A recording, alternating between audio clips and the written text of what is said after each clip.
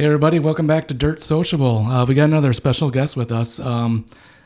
We got AJ Schmitt. I like to call him the Swiss Army knife of off-road industry because you're involved in so many different ways and you have so much history.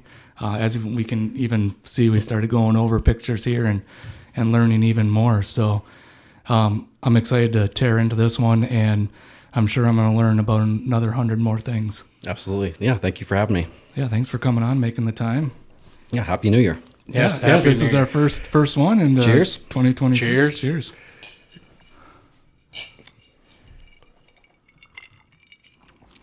So typically how we kick it off is what we call our engine warm-up. Just give you an opportunity to just give like a very short version of how you got into off-road racing and some of the history you have. Yeah, I got started basically through my dad. So as long as I could remember growing up, he was racing short course. So come the races, we're from Pittsburgh, Pennsylvania. So traveled up, 15 hours to come to races. So I've been coming probably since the early 90s. 15 hours. How long was it for us to get to Wheatland? Was it about 15? Or less? No, it was like 8 or 9 probably. I don't recall. That's a long trip too. Yeah. To Wheatland. So you guys traveled for every single race? Yep. So the schedule back then too was basically every other weekend. So you'd come home, my dad would drive home Sunday night, get home Monday morning, sleep for a couple hours, wash the buggy, do a whole parts list, go to work, and then, we'd do everything we can for the one weekend we had, and then he would be back on the road on Wednesday. Wow. That's insane. We have our current drivers complaining about having 2 and 3 weeks off. Yeah, like Bark River was like, okay, that was 12 hours, so we got a couple hours, so it was nice. Oh yeah, I suppose you go up in that same. Up over Mackinac. Yeah. Yeah. That's crazy. Yep. That's a lot of travel. Yeah, Bark River and Crane was the ones I always traveled to when I was little, so those got a heart. So off-road racing basically started at birth for you. Yeah. As far as I can remember, it was always working on the buggy, working on the trucks. So yeah, awesome. So the buggy that was first started was this one, right? Yeah, that's where it all started. So my dad he's been racing since 478, but I guess professionally started going, I guess, back to Crane around 78. Okay. Yeah. And this one's out in Pennsylvania? It's Pennsylvania. So my dad started with trail riding. There's a little bit of short course racing in Pennsylvania, but mostly trails, hill climbs.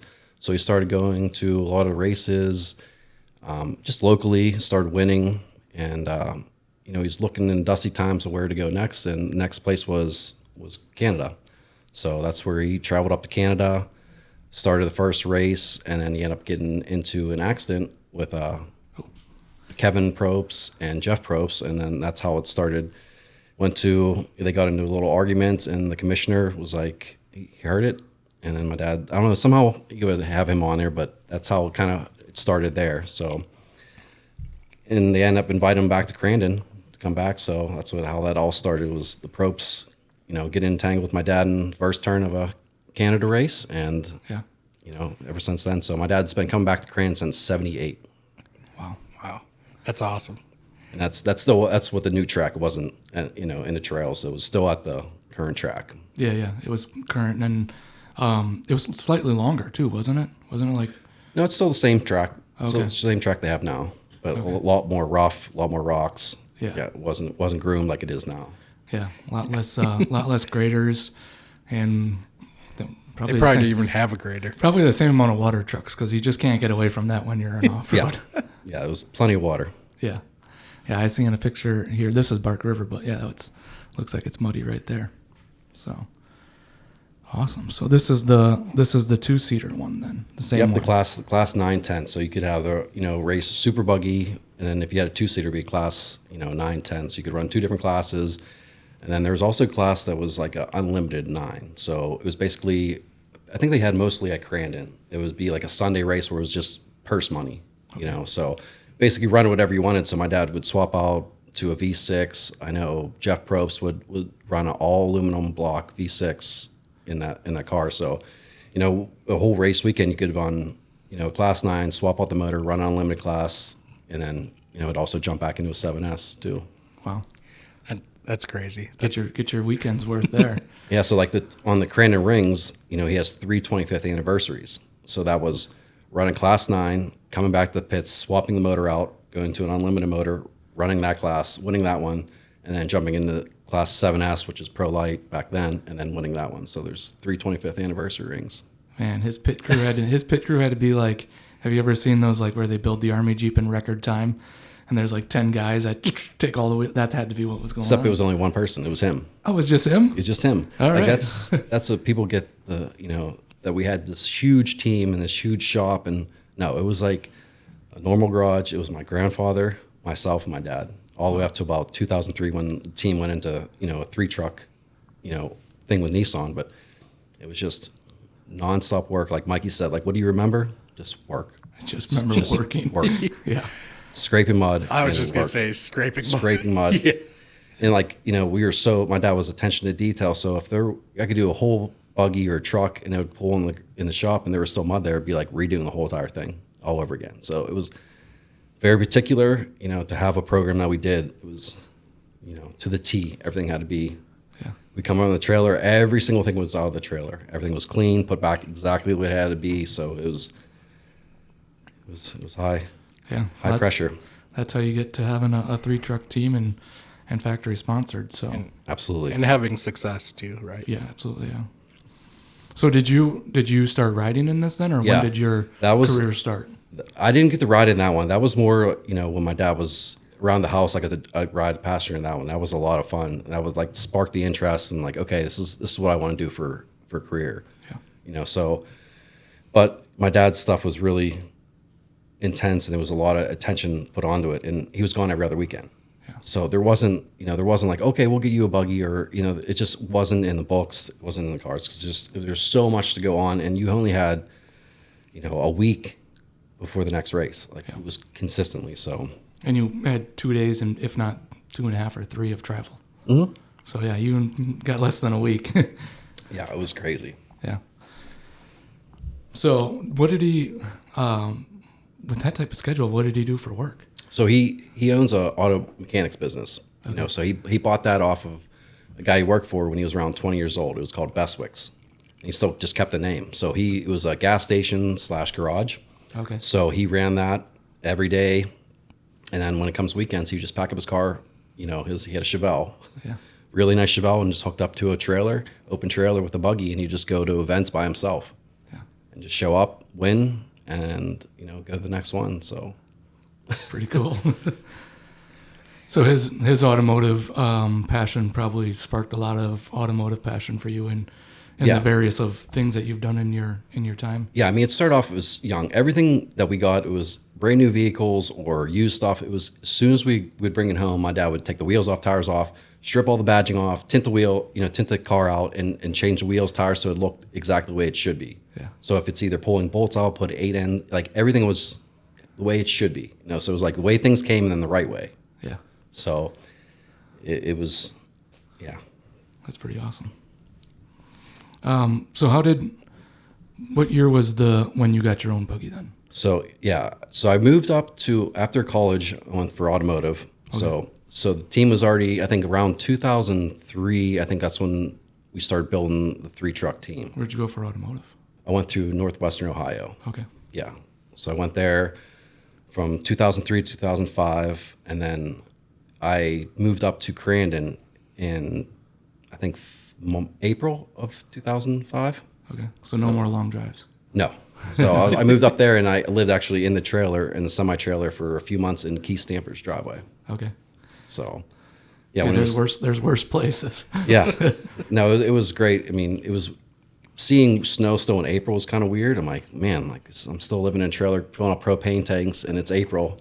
So that was weird. But, Keith and his family's great. Yeah. Cooked dinners every night. So, but yeah, that's where, so 2000 moved up here in around April, May 2005, worked just, with the crew and everyone for a year.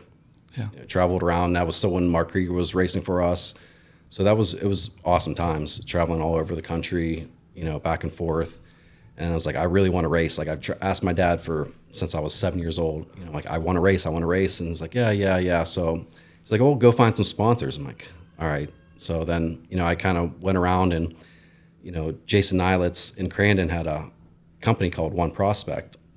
So I kind of went to him and, started a little sponsorship, got a little bit of money from him. Awesome. And, so my dad's like, "All right, well, you proved you can do that. So, we'll get the buggy." And, one of the drivers that we had the first year of the 3-truck team, Joe Woodkey, it was one of his buggies that were sitting.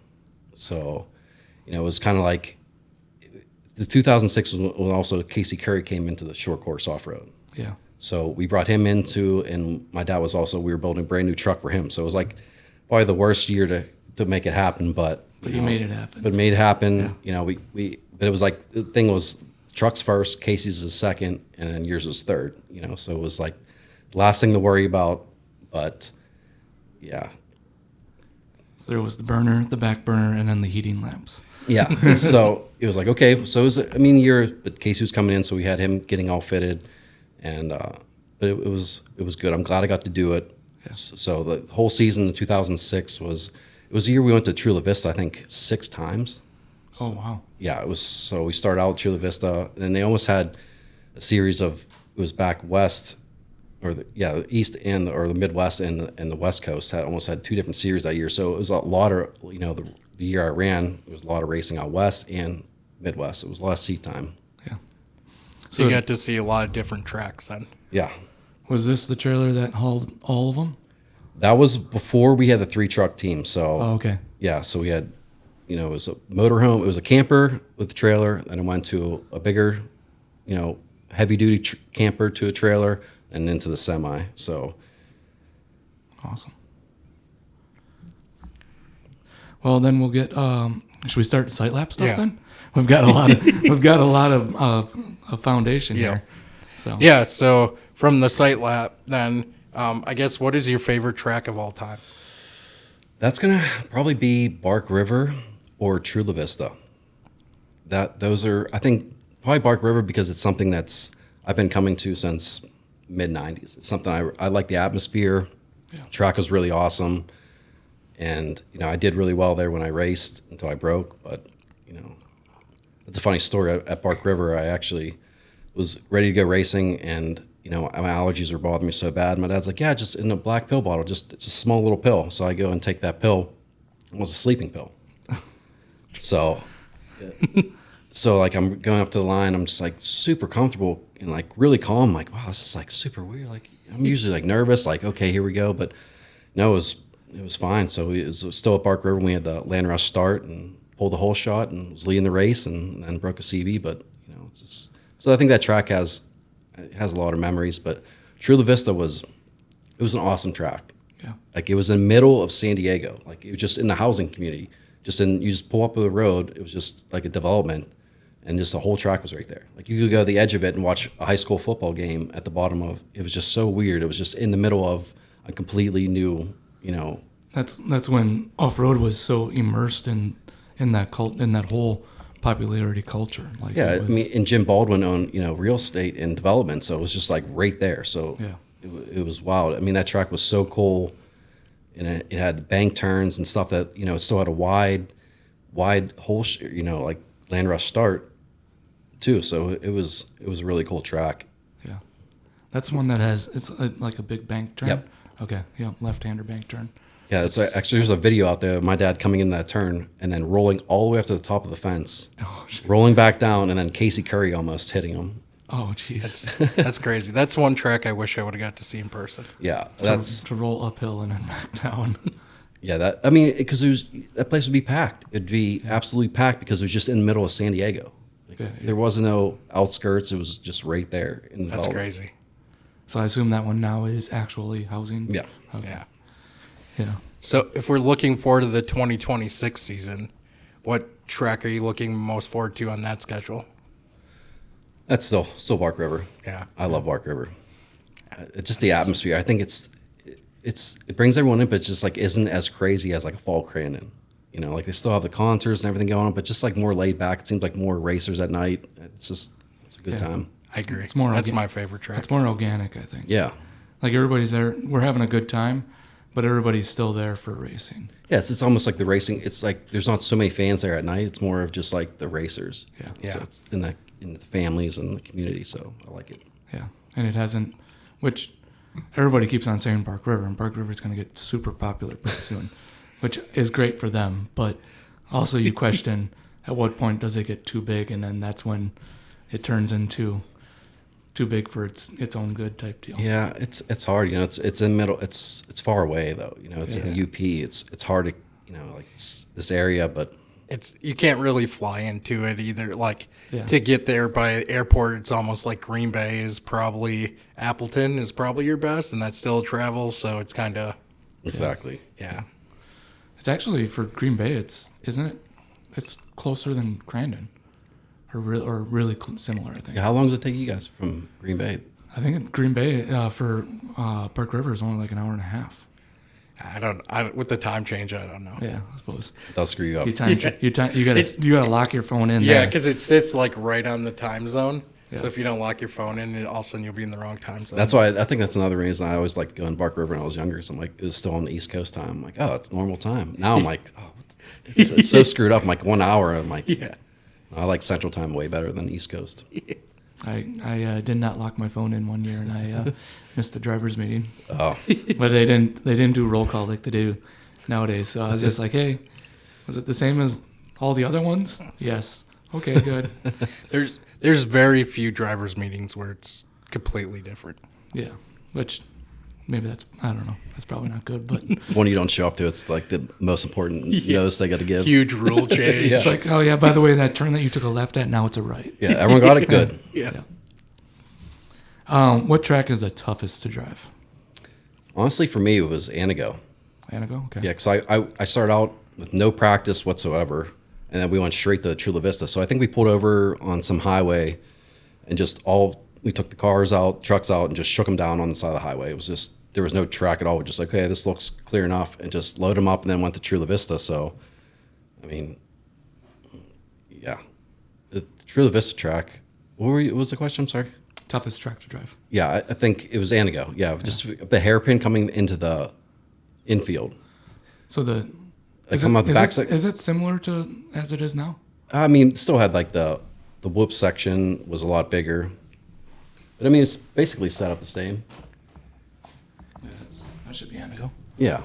So like coming in the hairpin and the inside, I think because it's just like working with a handbrake that like I'm like, oh, I should have to use it now. So like I was like using when I didn't really have to use it and just trying to test it. So it was like coming from a high speed track to a really tight technical track. So I'd have to say Anago was like the trickiest one for me. That makes sense. It's probably way different driving style. So I should have asked this during the Park River conversation, but what do you think of the changes recently there? Taking the double or rhythm section, whatever you want to call it, out, and that's a table. And then now they just recently took out the county road tabletop. Yeah, I wish they would have kept that one in. The county road? Yeah. Yeah. I think that would have should have stayed in kind of like that's like coming to the finish line. That was like a lot of setups happened there. Like there was a lot of chaos. It was like like the Greaves and Ricky Johnson. That whole incident happened in that one corner. So it was, I think that one should have stayed there. But I mean, at least they're trying different things. They're trying. It's better than just staying stagnant and saying, well, no, that's the way it is. Yeah. I think it allowed when it was there, you could run a couple different lines off of it. Like you could go on the outside and make a run happen. And now I feel like it's more one line through there. Yeah, like you could set that up knowing what you're going to do for that tabletop. So, yeah. And then Anago, do you think it's better going NASCAR or right-handers? I think it's the way it is now. Yeah, because now they're going this way. Oh, that's for 2026 is? Yeah, last year was too. Oh, I didn't even recognize that. Yeah. I know that for sure because this was... How do you know this? This is our Dylan Parsons. I watched him go... Oh, yeah, that did, at the end. Yep. Yeah. After he took the checker flag. Yeah. He's probably not enjoying work. us bringing that up. Again. I think that's like the third time we brought it up on him. Yeah, that's all right. We'll have to talk about it when he comes on. But I don't know. And then, because they changed up some jumps and stuff throughout here too. The jumps, especially the whoop section too. It's all changed. Yeah. Well, with the first year they did it this way as well, because this is where Johnny went off over. Yeah, but before that, I forget what they did. Yeah, it was a left-hander before. Yeah. Yeah, when I raced it, it was a left-hander on the infield. But What years did you race? so like 2017, 18, and then a little bit of 19, and only I think only one in 2020. So yeah, it was all UTV stuff. So nothing super cool. That's racing though. Yeah. You're out there racing. Since I said UTV, we got to bring up that's the first pro stock UTV ever to be made.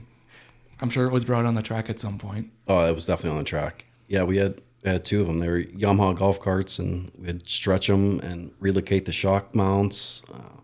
Had a player scrambler exhaust and board stroked and welded the diff together just so it could pull the truck around. So It's pretty cool. And it's got like nice interior. yeah, And a roll bar that I don't think has any effect. no, but we had we had two trailers that would go with that. So we had one that was all aluminum, and that would be like a 1,000-gallon water tank, and we had with a little motor on the front, so it was a power washer. So we fill that thing up and then wash wherever we had to. And then we had another one just had for pit carts, had 2 tires, nitrogen bottle, jack, and so we just hook up 2 trailers and go. So it's either to the pits or to get water and wash. Yeah. That's awesome. So flipping a little bit from like toughest to driving, but as a fan, what is like one class you want to go up to the grandstands and watch every race weekend? Luckily, it's been back to back, so it will be pro buggy and pro spec because I help multiple people in both classes, and that's something and they're back to back too. That helps, but both of those I love watching. I think they're both great classes, a lot of driving classes. Yeah. Yeah. Prospect's going to be, I think I'm going to predict it's going to be the class to watch. Yeah, I've been doing a lot of sponsored decks, and for people that haven't been in the class yet, so it's gonna be interesting. I think we are adding at least 5 trucks.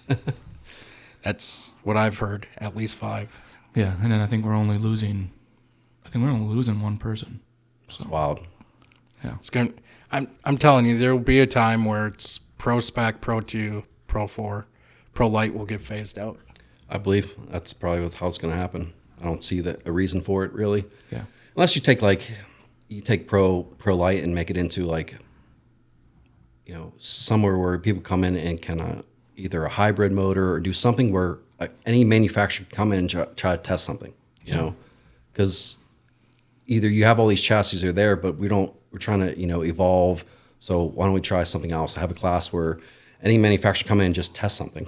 Yeah. You know? Well, the Pro Light chassis can be converted to Pro Spec. Yeah. So at least they have the avenue to go there. But I think they last 3 years, maybe 4, they the 1.5-inch chassis, I believe, got excluded. Like you had to either do some 1 3/4. heavy modification, and you had to go to 1 3/4 or certain wall length. That's a Mikey Van Hoovel question, but there was some point where it ended up cutting some trucks out. So, And then, of course, like the buggy racing is just a whole nother animal. Open wheel, and yeah. it's crazy. Yeah, it's just something different. You got a steering brake and you're shifting. There's just a lot going on, and you can't make contact. So it's very hard to make contact. Very consequential if it happens to be wrong. We saw it on, what was it, the Pro Buggy versus Pro Light race off the starting line. Wheel contact and end over end. Like you touch a wheel, it's game over. Yeah, not even off the starting line. We go back a couple of years. Oh, yeah. Talk about off the jump. The front stretch. Yeah. Yeah. That was insane.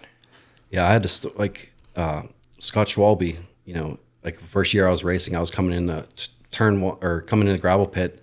Rookie year. I'm like, okay, I was coming the inside, and I think I just touched him enough where he rolled up on my tire and just went for a ride. Mm-hmm. And he split his elbow open, and I felt so bad. I was like, man, I can't believe I did this rookie move. It didn't even affect me at all, but I just saw him off the corner of my eye, split his elbow open, he had to get stitches. It's like, and then next week I'm like, hey, I need to change the gears in my transmission. So it's like, I felt like such an idiot, but I think he kind of knows that there's a learning curve. Yeah. Unfortunately, sometimes the learning curve is paid by somebody else, but that's how it goes. That's racing. Sure. Who is a legend of the sport that you don't think always gets like mentioned or limelight? That's a legend. I think there's a couple of people, but I think it's as a group. I think Keith Stamper. I think that's someone that should be. I think he should be coming on here too. I think he's seen so much. He's been through Flannery's. He worked with Bradley Morris. He worked with Brian Deegan. Through my dad. He's worked with so many different, teams that were successful. Yeah. So I think, as other, truck builders come along and he's kind of phases out, but I think he's someone should get the recognition. Yeah, he worked with, if I got my facts right, when they built those trucks, they did, he had to work at a grief shop. Yep. And work combined with them, with Kurt and Brad and everybody else. Yep, that's right. That's the first year, I think Keith and Ryan Wagner, they were building trucks out of Johnny's. And then my dad helped Keith build his shop at his house that he has there right now. So yeah, it's amazing how once again they started intertwine. everything's a spider web. Yeah, right to Johnny. Yes. Yeah. But Johnny's always in the middle. Yeah, well, that's true, whether you're talking on or off the track. Yeah, so it's like when my dad took over, it was Spencer Lowe's Nissan program. So Spencer Lowe was, I guess, sponsored by Nissan, just actually Nissan. So they let him go and they just kind of took a year off and then they kind of started back up and started Nissan Motorsports. So my dad was hired under Nissan Motorsports as that whole division started. So it was like the Spencer Lowe program ended. He jumped into the, into the Pro Light or the 7S is what it is. Yeah. Yeah. Awesome. So 10 years from now, if you're looking back, what do you want to say you accomplished in the off-road racing? I just hope that I'm still, involved and I'm just that person to come to when either teams have questions or racers have questions of how to take their program to the next level or, just any of those questions. Like I'm the person to come to, like, they're trying to figure things out, like what do we got to do to get to the next level? Like, oh, we call AJ, that's where I want to be. I want to still be helping, Champ do their thing and hopefully the sport's still thriving and it's helping drivers and sponsors come into the sport and go, actually create a marketing plan that they thrive in, not just, oh, we're going to do this and then it just fades off and they leave in 1 year, so that's hopefully just someone that's the person to go to take the program or business, whatever, to the next level. Yeah. Awesome. I think there's a lot of it seems like, I don't want to call it a trend, but it seems like it's become more popular to have a marketing person or agency kind of helping out with teams. They're realizing that, it's so elaborate that, or even to get your full squeeze of that lemon out, you really need that person to come in and aid with that. So, yeah, I think there's, as I've been doing it, it's good to have someone come in it, but I still think the driver needs to make that relationship. Yeah. Yeah. I think it's so important because if I set up something, it's like me setting up something with them. It's like, and when if they want to go somewhere else, that relationship isn't there. With the actual driver. Yeah. So the relationship is with me, and if that driver doesn't, fulfill that item or whatever they have to do, well, that also comes back on me too. Yeah. So you're teaching drivers to fish, not just giving them a fish. Yeah, it's like, okay, well, I'll come up. They say we have the sponsor. I'll go in and deep dive the whole entire sponsor. Like, this is where I think a benefit is, where we should go into. But, okay, now you go make that contact. So you have that relationship. So if I ever take, leave or do whatever, you already have that relationship, Yeah. So I think it's good as a consultant. I think Michaela's doing a great job doing that too. It's there's so much more. There's so much going on in a program itself. Of like you're just trying to even survive to drive.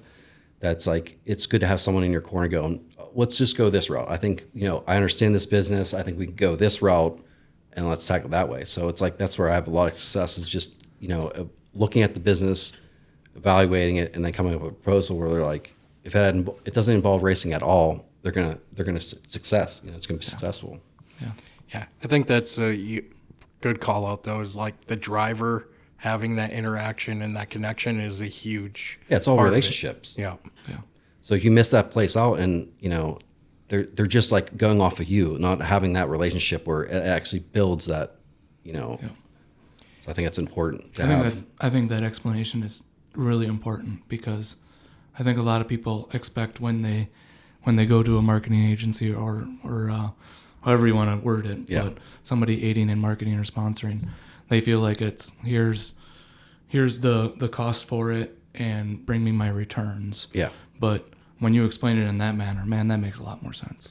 Well, and plus it's for longevity too. Like Yeah. if you have that connection, that's how you get your sponsors year over year, because they have that personal connection then. Yeah, absolutely. Because I could lay everything out for how to say it, but like you just need to go and have that conversation with them, and so you can always have that person as your background, your consultant, but like you make that connection and build that relationship. So when you do have that bad year, it's like it's already there. That connection's there. So it's like, all right, well, let's work around it. They don't know you at all. It's like, all right, well, I got it through a marketing guy. Bring me someone else. So I think it's important for the racers to have that support, but also make those connections in that introduction and have those conversations, or this is what the race results were, and explain it. Get on the phone and talk to them. And I think so much of that world is driven by social media, numbers, appeal. I mean, you don't even have to technically.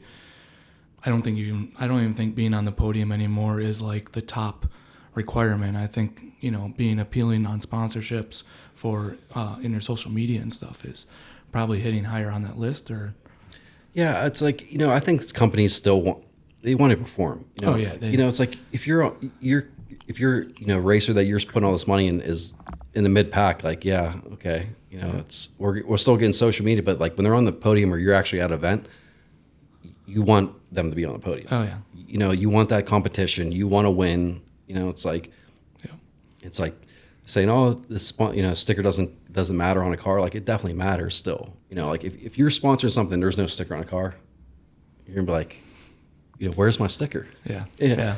So I think that's another with podium, shout outs. I think that's very important to racers to nail down. Like a CJ or someone that just spouts them off without a hesitation. Yeah, and when you can work it in as, like when you're talking about the tires, oh yeah, these Kenda tires were hooking up great, the side butt, when it sounds organic, yes. That's so awesome. Yeah. Yeah. I love when that happens. Well, I think going back to your point about winning, I think it was evident when we talked to CJ, was the first thing when they got to Glen Helen, one of his sponsors, I think it was Toyota, I could be wrong, basically said, your plan's to win the championship, right? Like, so clearly it still resonates with some sponsors. Oh yeah, certainly. Yeah, it's kind of weird to hear like, oh, we don't care about results. Like, what do you mean? Why are you involved in motorsports? Like, you don't want to win? Yeah, okay. Yeah, you want to win. Yeah, that's if you don't, you're not. Yeah. But also for racers, like if you're on the podium and it's hard, like when you're on the spot, but like you got to have something written down, because there's nothing worse than a sponsor in a crowd cheering you on, like waiting for that moment on the podium for them to say your name and you don't say their name. Yeah. Like that will take the wind out of their sails so quick. Like, And they will remember that. they will remember that you have no idea. Like that is like, it's like one time that you had that chance to say that name, because they can use that in a clip. They can use that in social media. Yeah. That interview can go so many multiple ways, from internal to external to wherever. But just that. But it's a lot of pressure. I get it, and your adrenaline's pumping. You just podium. So, but to have that list or have that one person in the crowd where someone's reading off, they're turning their background to their shirt, like reading off all those, whatever it takes, doesn't matter. The mom with the big whiteboard. That's what it is. So you did a couple times. You always seem like squinting, like what is that? So like, oh yeah. Then You got to hold your shirt more flat. you're like trying to read it. Yeah. So, all right, talking about winning races and being skillful, who is the most skillful competitor that you've raced against? Yeah, I didn't jump into a slouch class at all. So I mean, there was Ryan Mulder, Scott Schwalbe, Aaron Hawley, West Coast guy, and then Corey Hanen, which was Canada. I think he was from Canada. That one is the only one I didn't recognize. A white, yeah, he had a white buggy and he would just dominate. He'd come in and dominate. He actually ended up buying my buggy later on Oh, cool. for one of his brothers or something like that, because just the motor package. But yeah, he was just fast, just a little white buggy, and he'd just dominate. He'd just come in and just smoke everyone. But it was cool back then, because you'd have Toyota motors, you have Honda motors. You know, there was just a variety. You didn't have to have, you know, a single Ecotech or whatever they're running now. I think it it's is an Ecotech Ecotech, now. and they're down to what, 2 transmissions now? I think 2 choices. Yeah, 2 different manufacturers, Yeah. Mendola and Mendola and Fortin. Yeah. Yeah. Well, two expensive ones. Yeah, they ain't cheap. No, they're not. I think mine was I had a Mandela. It was Yeah. 15, I think. Yeah, most expensive thing on the buggy is the trans. yeah. For sure. And all but one, I think it's what Mendola is based. There's only a few guys on that now. I think that's the one. I don't know the breakdown. I forget what it is now, but Yeah, the Frana Group had a all-wheel drive buggy that was a Honda powered. Yeah. The nickname that I've heard it be called is the Spider. Yeah, that thing, when it hooked up and it would run, it just dominate. Yeah. I think the biggest problem with that one was that it was all so much trying to innovate. Yeah, It was always a struggle to keep it. because it connected. never got dialed in. Yeah. Yeah. He ran a Honda motor for that one too. There's a few people who ran Hondas. But I mean, you could run anything. You know, it was Toyotas, Volkswagens, Yeah. multiple. Here's my vote.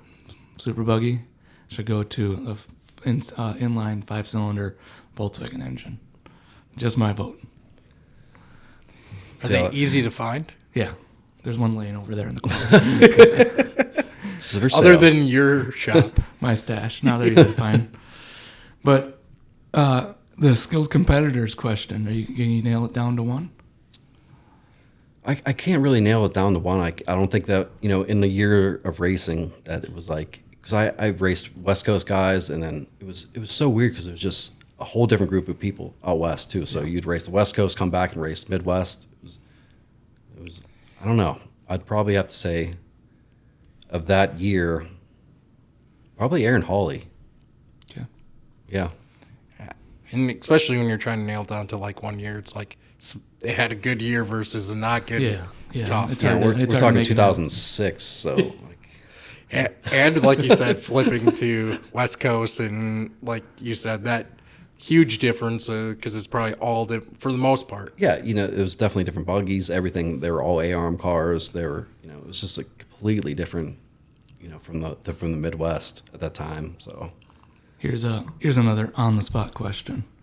So, with all those high skilled competitors, your friends that you grew up with at the track, who do you think's the highest skilled competitor? Because I mean, you grew up with Mikey, Keegan, hang out with Mitch Dorr a little bit probably. Yep, definitely Mitch Dorr. Matt Gerald probably in the later days. Yeah, not so much. But yeah, in later days, definitely Matt, but John Probst. I would have to say, I guess if I hung out, it would be either Keegan or Mikey, Okay, for sure. yeah. Pro 2 drivers. Yep. Yeah. I mean, you hung out with, well, I guess Johnny was way older, but Yeah, Johnny, he's still 10 years younger than my dad, so that okay, was, yeah, still. All right. What was it like kind of growing up with that group of guys? You guys just grew up. You didn't realize you were going to be yeah. who you were going to be. No, it's crazy to like, I would look forward to coming up here every summer, you know, like hang out with get my BMX bike ready to come up here. And it was just like, it was such a different vibe because it's like, no one understood racing, let alone off-road racing in Pennsylvania or Pittsburgh. You know, like that was just like, oh, that's cool. You know, but it was nothing like, no one lived it. So when I came up here, and I really hung out with Dan Jr. a lot. That was the main person I hung out with a lot. You know, of course, you know, Mikey and, you know, being brothers, I'd never want each other around, you know, but it was just cool to come up here and hang out with people that understood this, you know, and lived it. So like I always look forward to come up to Crandon and the Bark River. Those are my 2 main tracks that I came up to, was to hang out, and yeah, it was good. It makes a big difference because, like you say, you talk to people and they're like, "Oh, that's cool," but then people that actually understand what it means to, you know, give up so much to be at the track and work on the vehicles all the time, like you basically your whole summers are gone or all your PTO is gone, whatever, to make it out to the track. Yeah, it's like people back home, they had no idea the amount of effort and time that's put into it just to be gone in a week and a half. Like the amount of had to be done so quickly to be at the next race. And my dad never missed a race, I don't think, in his whole entire career. Wow. So, I mean, that was every school event, it's kind of where, come around to where I raced for a year. After that 1 year is when I found out that I was having a kid. So that's basically why that 1 year stopped. And I just was like, my whole life was travel. My dad was gone all the time. So it was like, that's where it stops. Yeah. Like, that's not what I'm going to do all over again and travel. So it was like, when I found out that I was having him, I was like, all right, so what's the next step? That was going into business. Yeah.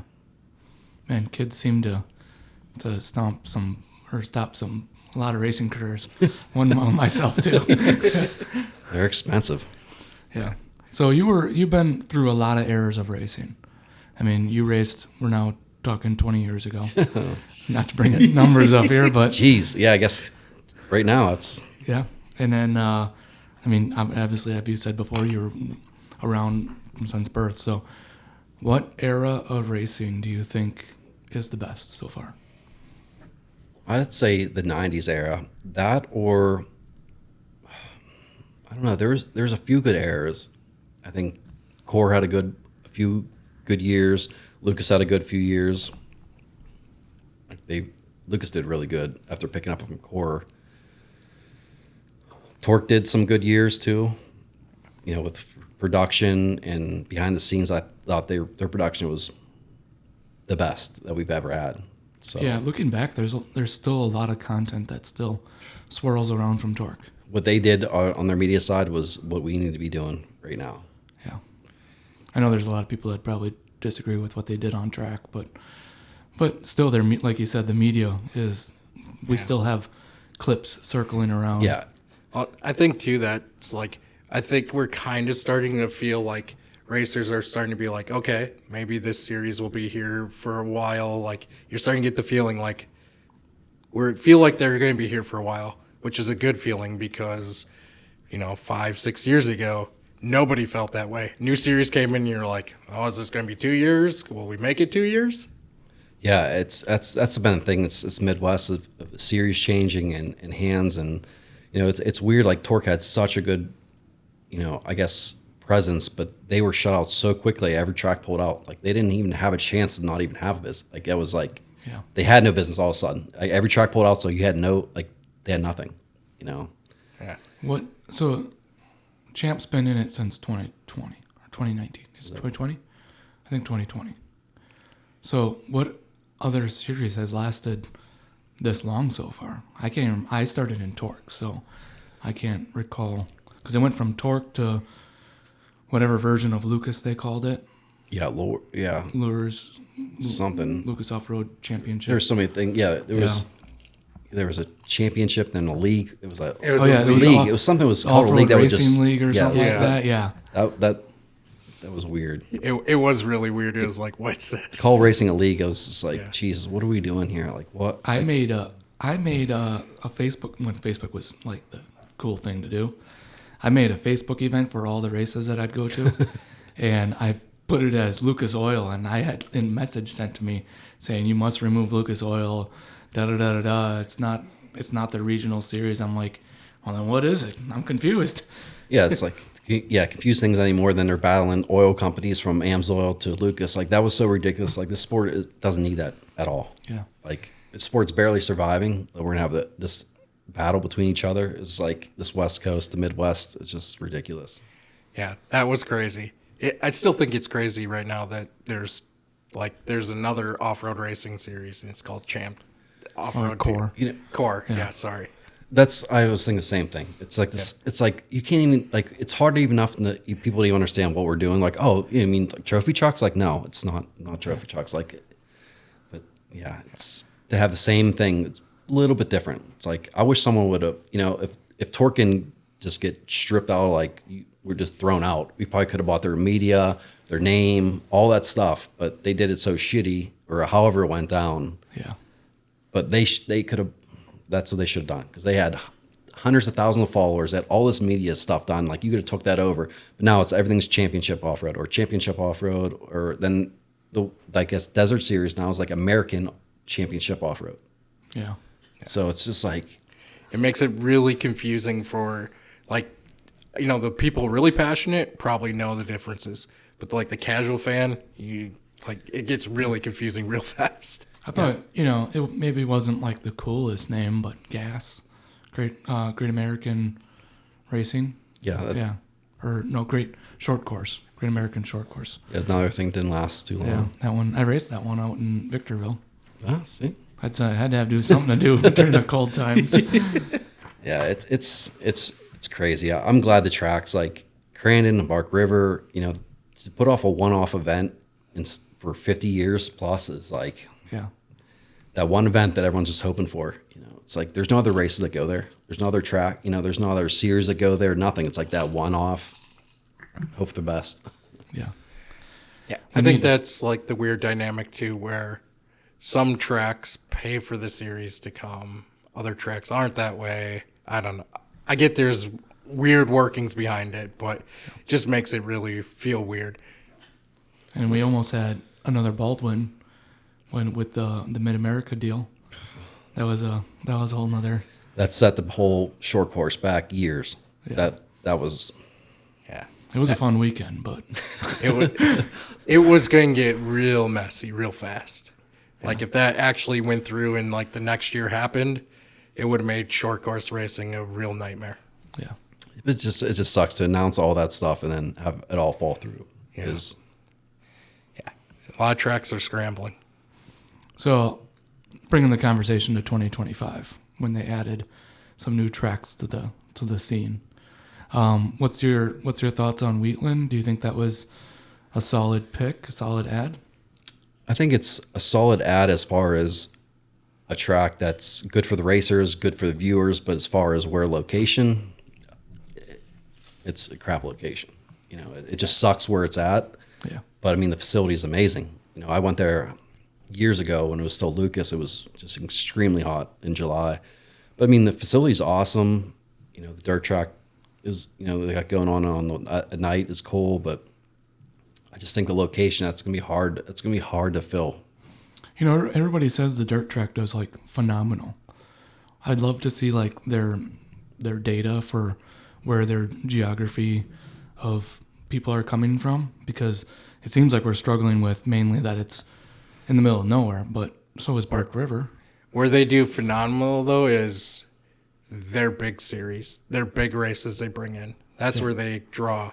So I just wonder, like the geographical, is it enough people that's coming out of state?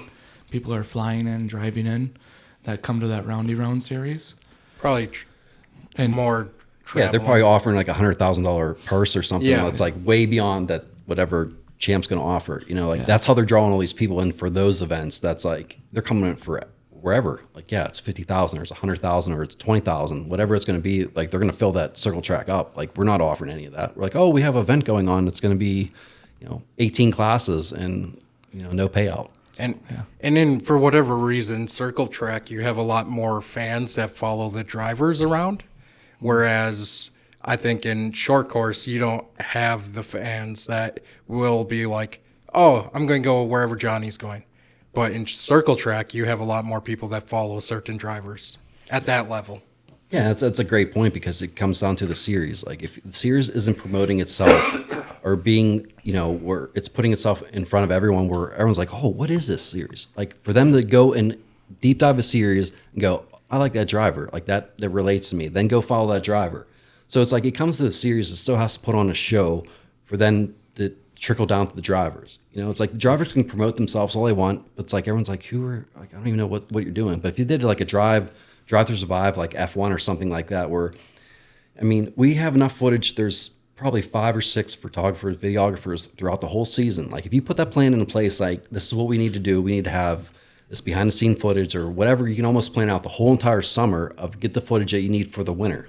Yeah. And then be able to split that up, splice it, redo it, put it on edits, Facebook, YouTube, Instagram. Like you can just do all this stuff from, with a small amount of people, a very small crew. Like we're missing that whole point of building a series where people are so interested in series that I have to find this driver out. I have to learn about this driver. Like I just saw this. Like they have to be able to trickle down to go, I want to know about this driver. Right now, it's just like the drivers are trying to promote the series that just is completely silent in the wintertime. Like that's radio silence. It's gone. It's done. It's over with. It's like that's what I was going to go with too. Is you can fill that void with that type of content. Is all of a sudden now you're connecting what for the fans the end of the race season to the beginning. Like obviously drivers, crews, everything, their season's continuing, but for the fan, you can connect the end and the start of the season with content. Yeah, it's like in the beginning of the season, you can have, there's multiple people go, and this is what our goal is for this whole season. So when you're shooting this or you're shooting that, like you already have that in mind, like, okay, we got to get this footage.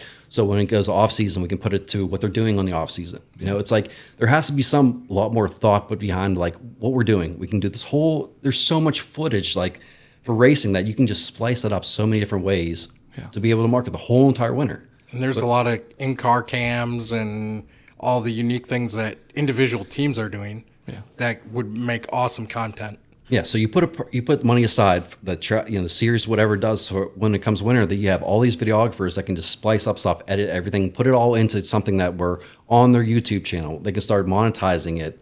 So they can still, obviously go with flow that there's something behind it. They're getting paid. It's steady. It's bringing in sponsors or something that's like they guarantee that footage or something. But there has to be something where, I've reached out to Cara multiple times, like trying to help.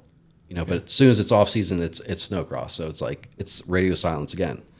Yeah. But it really doesn't have to be that hard. It doesn't have to be that many people involved, but it's like, this is the kind of footage that we're trying to get, for the summer. So everyone kind of shoot it and just kind of edit it and have that in the back of their mind that this footage could be great for off season. Yeah. Like how can we put it towards what they're building in the off season or however it happens. But there's so much footage that like, that's the hardest thing is like as a business, trying to find footage or trying to create footage for your business.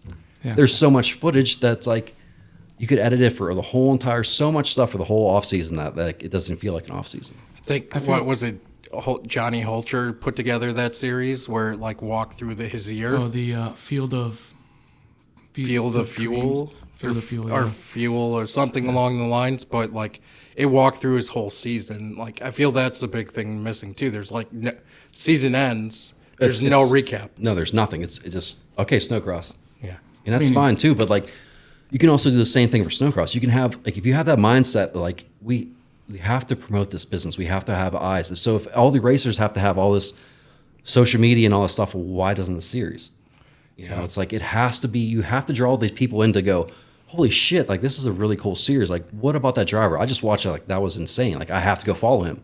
And then they want to then they're asking that driver, oh, what about this? What about this? And the driver's like, oh, I can make content about this because I've been getting all these people asking about this. So it's like we're just out of this weird void of like, you got to do this and the driver got to do this series. Well, the series has to promote that stuff to where it's like, I want to know about these drivers. Like this is an amazing series. Yeah. But if there's radio silence all winter long, then it's just like these little spurts of, oh, here's the recap of this race. Like just not enough.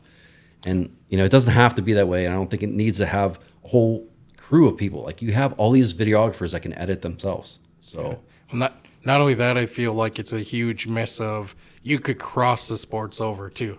Like I think there's a great population of taking snowcross in the off-road and finding a way to cross it over and trying to get fans across both. Yeah. I mean, even our like media ideas during the season, we were trying to cover a lot of the present stuff. And now it's off season. Now we're touching on a lot of the historian stuff. And then we even started the shop tours. Yeah. Just to keep the present stuff connected to the 2026 season coming. Yeah. And we didn't invent that. That was actually Torque did that as well. But it's something that just keeps continuity, like you've been talking about, between 2025, 2026.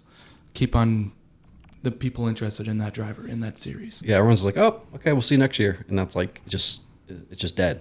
That's always going to be, it's always going to be a Midwest series or whatever it's going to be. It's just like, there's not that hype. Like if you start having people that are interested and they're reaching out, like then the sponsor can be like, oh, there's all these people that are interested. Like that's the sponsor want to see the people that are interested. They want to see that they're engaged. They want to know like, that's where I'm going to put my money in because people are engaged. But we got a series that just goes silent. Yeah. Like, why would you invest money when there's no one that's like asking about it at all? Yeah. I mean, as far as like YouTube content that we keep on relevating to, like Trey Gibbs does a good job. Yeah, he's always promoting. And Always. but he has that multiple like avenues. He can go desert racing when short course is done, and then he does all the short course stuff during short course season. Obviously, he's in better climate than us. Yeah, I guess my best response to that is like, there's a million parts on your vehicle. Like you have to start breaking it down to like, okay, so why are you using this transmission, or why are you using this part? So you break it down to basically each product. Yeah. You know, so then you can go to, you make content for that product or that sponsor, and then now you can give that to them to go use on their channels. So it's like, instead of just doing this whole universal, like this, you can always do that as like, this is what I'm up to, this is what I'm doing this off season. But like, you start breaking down to like, oh, this is why I use this product. It'll hold up all year long. I only change this. Like, you make that, and it's like a testimony for that business. Absolutely. So that it becomes that whole content for that company. So like, you know, like Michaela was saying, like you break that up to where instead of just your whole entire, your whole team, you just break down to each sponsor. Okay, well, what do they do that I obviously use this product? So what can you tell about that product? And just break it down to that, and then just make it down to that product or that product, and break them all up to individual videos. And then that's how you start selling it off to, you know, and bringing value into, because like you're doing a whole universal video, you're including everyone into that. Yeah. You know, so it's like, it's not special enough for that one company to use. Yeah. A few years ago, we teamed up with Dylan Parsons and did his build series of his truck. And I mean, one episode was just making the visor for the mud and the sun, and then the other one was installing the trans. And of course, there was opportunity to plug products and all that. Yeah. So Yeah, it's exactly it. It's like, if you start breaking it like that, thinking of it as just like, what am I going to do a video on? Like it's like there's just, you just start becoming like numb. Like I don't know. There's nothing going on. But it's like, okay, what am I working on this particular part? Like, what is this part? Because that every part is some business that needs that content in some way. They need that from a racer like standpoint. Like, yeah, I run this to the extreme. This is why I use it. So it's like, I think that's a good way to look at it, is just breaking things down to every product that you use on your vehicle to, you know, make it about that post or that video, you know, about that company, and just start breaking them down like that. yeah. And if you plan it correctly too, whatever you're filming in the off season, you can keep content for your whole race season. Where you are busy, you're working on your vehicles, you can go, oh, I have content on my shelf that I haven't released. I can go, you know, load it up.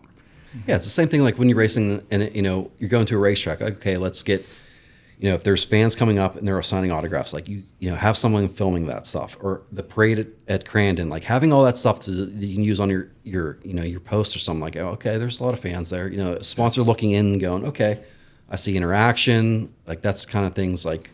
Oh, we got like 100 top fives from the Crandon parade that are still on my hard drive, ready to fire off when we got some slow time. But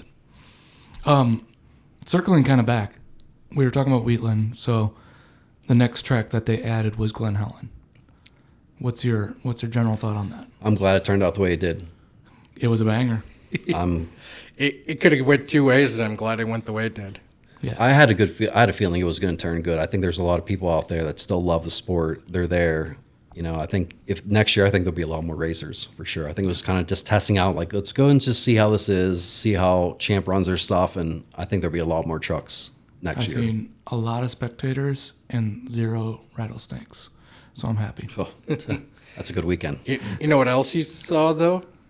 A lot of sponsors. Yes. A lot of the sponsors and their teams and, you know, their grouping of workers, they brought them out to show them off-road racing. No, that's huge. It's. Well, I mean, most of the sponsors are from there, so you have to have something out there at least once. You know, at least. I mean, iBox right down the road. I mean, a bunch of the driveline, suspension, everything is literally right down the road. So, Monster Energy's not too far. I mean, from a bunch of others. Every race throughout the season, by far, Glen Helen for me was where I noticed the most sponsors. Like every race, you know, some sponsor teams are out there. But you can notice the difference. There was a big difference. I think Crandon has a lot of visual sponsors, but I think the actual interaction of sponsors was much higher at Glen Ellen. Yeah, that's a good way of putting it. Yeah, like there like Fall Crandon particularly, obviously, has a lot of displays. Yeah. But even those displays they're interactive, but you don't see a lot of people from the corporation coming and going in that aspect. Yeah, Glen Ellen, it felt like there was a lot of people that were walking around the pits and interacting with the drivers or their crew. Yeah. Yeah, so have the pro event, it's like I got feedback from saying, it was just like, it felt like they were there for the pros, like it wasn't just like sportsmen families and stuff. It was like fans that were there for that event. Yeah. So they feel the difference. Those are intense fans. Yeah. When excited Spanish starts being spoken, woo. It was awesome. It was awesome. I don't know what they're saying, but it sounds exciting. That reminds me of Chula Vista. Like they had mariachi bands, and we just pay people to go around and go to this pit, and we just give them money and just play there all as long as you possibly can. And they just go to the pit and just play all night. Like everyone would just start paying everyone to go to each other's pits. They were at our pits for a while, just playing. Go to this pit and talk about how they lost. Yeah, it's just like Chula Vista was a crazy place. Like there was helicopters in the air, like it was drones. Like it was just so wild. I remember, like the Mint, when we were at the Mint, how many helicopters were there? 3 or 4? I think they all 4. have helicopters. Yeah, It's just normal. It's like a drone. Yeah. So we're already in 2026. We already know the 2026 schedule. If you were to fantasy make the 2027 schedule, what would you add, remove, maybe not remove any? What would you do? I would add. I think for the next time we add a track, it's gonna have to be somewhere where there's already an event. There has to be something that's already established that we just come in and piggyback off of. We have to make that relationship with something that's been there for years, that everyone already has their schedule set to go for that. I think like the Freedom Factory of Cletus in Florida, I think that would be. I've already connected with some of them, the track owners down there, just to try to see if there's a possibility, but they own multiple tracks down there. Yeah. And if you're going to do an event, it's going to have to be something like that, where you have Cletus come in and run a truck, but act, on his live stream, everything that's like, like a Sunday at Crandon, where it's not, flow. So I think it has to be something like that, where that place is already packed. They can get as many people on there. Their live feed is insane. I think that would be something where you have to get the exposure to keep on growing this sport. Yeah, he's got his own streaming service called Float. Yeah, like it's massive. I've brought up the Freedom Factory before too, so I'm excited you brought this up. I mean, like that's the kind of thinking you have to do. Is like, if we're going to go somewhere else, it has to be established. Like we can't. Yeah. We've already done Chicagoland, stuff like that. They were great, but we keep on screwing that up too. Like we go and then we don't come back. Like we should have just kept on going there. That would have been an incredible event. But it's like you can't just start up an event and then it takes 3 years. It takes 3 years to like, okay, we like this event. We go one more year. Like, okay, let's start making vacation days around this. So it's like it takes like a while. Like, yeah, this is what we're going to do for this event. But I think that's to keep on growing the series, to like stay out of the stagnant growth, is going to be piggybacking off of a big event, no matter where it's at. If it's a truck fest, a Jeep fest, or wherever it's going to be, that has to have been established for years. And then we come in there and either run the pros for the first year, and then bring all the sportsmen, but it just has to be some event that's established. We cannot just go to a place and go, okay, we're gonna start up here. Like, just no one knows who we are. Yeah. Well, and to your point, how many times has a series tried that? Yeah. Done it for a year, and then for whatever reason goes, oh, we're not doing that anymore. Yeah, and then you lose all that growth potential. Yeah, it takes more than a year to go to a spot. Like, no one even knows no one knows what champ is or short course. It's just everyone goes, oh, the desert trucks. So it's. I think on the topic of bringing pros and sportsmen, the biggest thing there is like the first year of Wheeling, it turned out okay, but like we need like commitment from the sportsmen. Hey, if we're gonna do this, we need to put on a full show, not just have one class that has 3 trucks or something like that come out, because it needs to represent well. And if everybody's not up for it, then let's not make that conflict of decision and budget for the sportsmen and just sort it out. Yeah. Or wait, maybe do pros 3 years, 2 years, and then, hey, all right, we got an established crowd. Let's bring everybody out. Yeah, I think it's going to be easier to just do the pros the first, year or so, wherever the event is, just to get that established. And then, like, okay, well, what else is there? Is there a feeder class? Or how do you get involved? Like, get everyone to spark go, this is the most amazing thing I've ever seen. Yeah. Like the best kept secret. Like, that's the problem. Yeah. And no one wants to change that. Like, that's the same thing. Come back to the posting in the wintertime. Like, we just die off. Like, how do you have all the momentum and you die off? Yeah. So that's a hard thing to overcome. Any other hot spots besides Freedom Factor that you can think that you might add? I'm assuming you're not going to deduct any. No, I don't think deducting. But you do have the Anago and Dirt City. I think Dirt City, I actually help them with their marketing as well. I think that track is important. I think it's close to Green Bay. Yeah. A short track. So I've said I this think probably. the biggest thing I have with the schedule is Anago and Crandon are too close to each other. Yeah, it's also the same exact people. Like, it's same. You're drawing from the same crowd and they're too close together, so you get a really weird split of, well, we're going to go to Anago but not Crandon versus we're going to get both. No, that's exactly what it is. It's always like, well, I'll just go one or the other. Yeah. Yeah, I love Anago. I love the track. I think it's great in the facility, but it's like, if a sponsor's looking at it, like, you're so close to Crandon. Like, why? It's. Yeah. They need to be at different months of the schedule. With how close Dirt City is to, like, majority of sportsman teams, I just wish that, like, the concept of running it like a roundy-round track where it's once a month. They do, my roundy-round does it weekly, but something monthly, obviously, kind of got to work around the schedule of the pro stuff, but I just think I would go to it every month. I think it's more of, I think they would love to, but it's just there's not enough people. There's not enough volunteers, because it's not just the track. It's like, okay, we have to have parking. Okay, well, we have to have a cop, and then we have to cross the street. There's so much more that goes on than just like even the people that just be the track crew. Like, there's just, so I think it's like, either you have to establish it and go, okay, these are the events we're gonna have to do every year.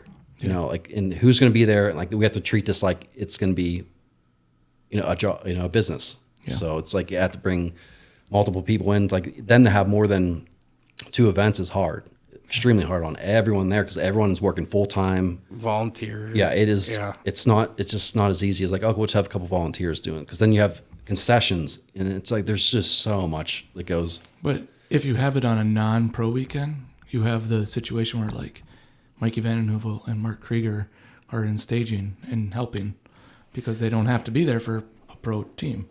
Yeah, I guess it would be, it depends. It's, like, what racers, how our schedule is. Like, yeah, some racers might come down to help, but how often is that going to be when their schedules, it's just as crazy. Yeah, it might be. They're one-off weekends, like, their girlfriend or whatever, like, we need to go do something besides racing. So it's like, it's hard even in that, and they're in the same boat because they're all racers too. Yeah, that's true. So and then you run into, now you take you maybe, a 2 or 3 week turnaround for a sportsman. They go participate in the monthly race. They wad something up, and now their window to get ready for the next big race shortened even more. Yeah, the one that they went out for and tried to get sponsors for that one. Yeah, it's like, absolutely. Yeah, you guys are showing me some pretty good avenues. It's a double-edged sword. Issues.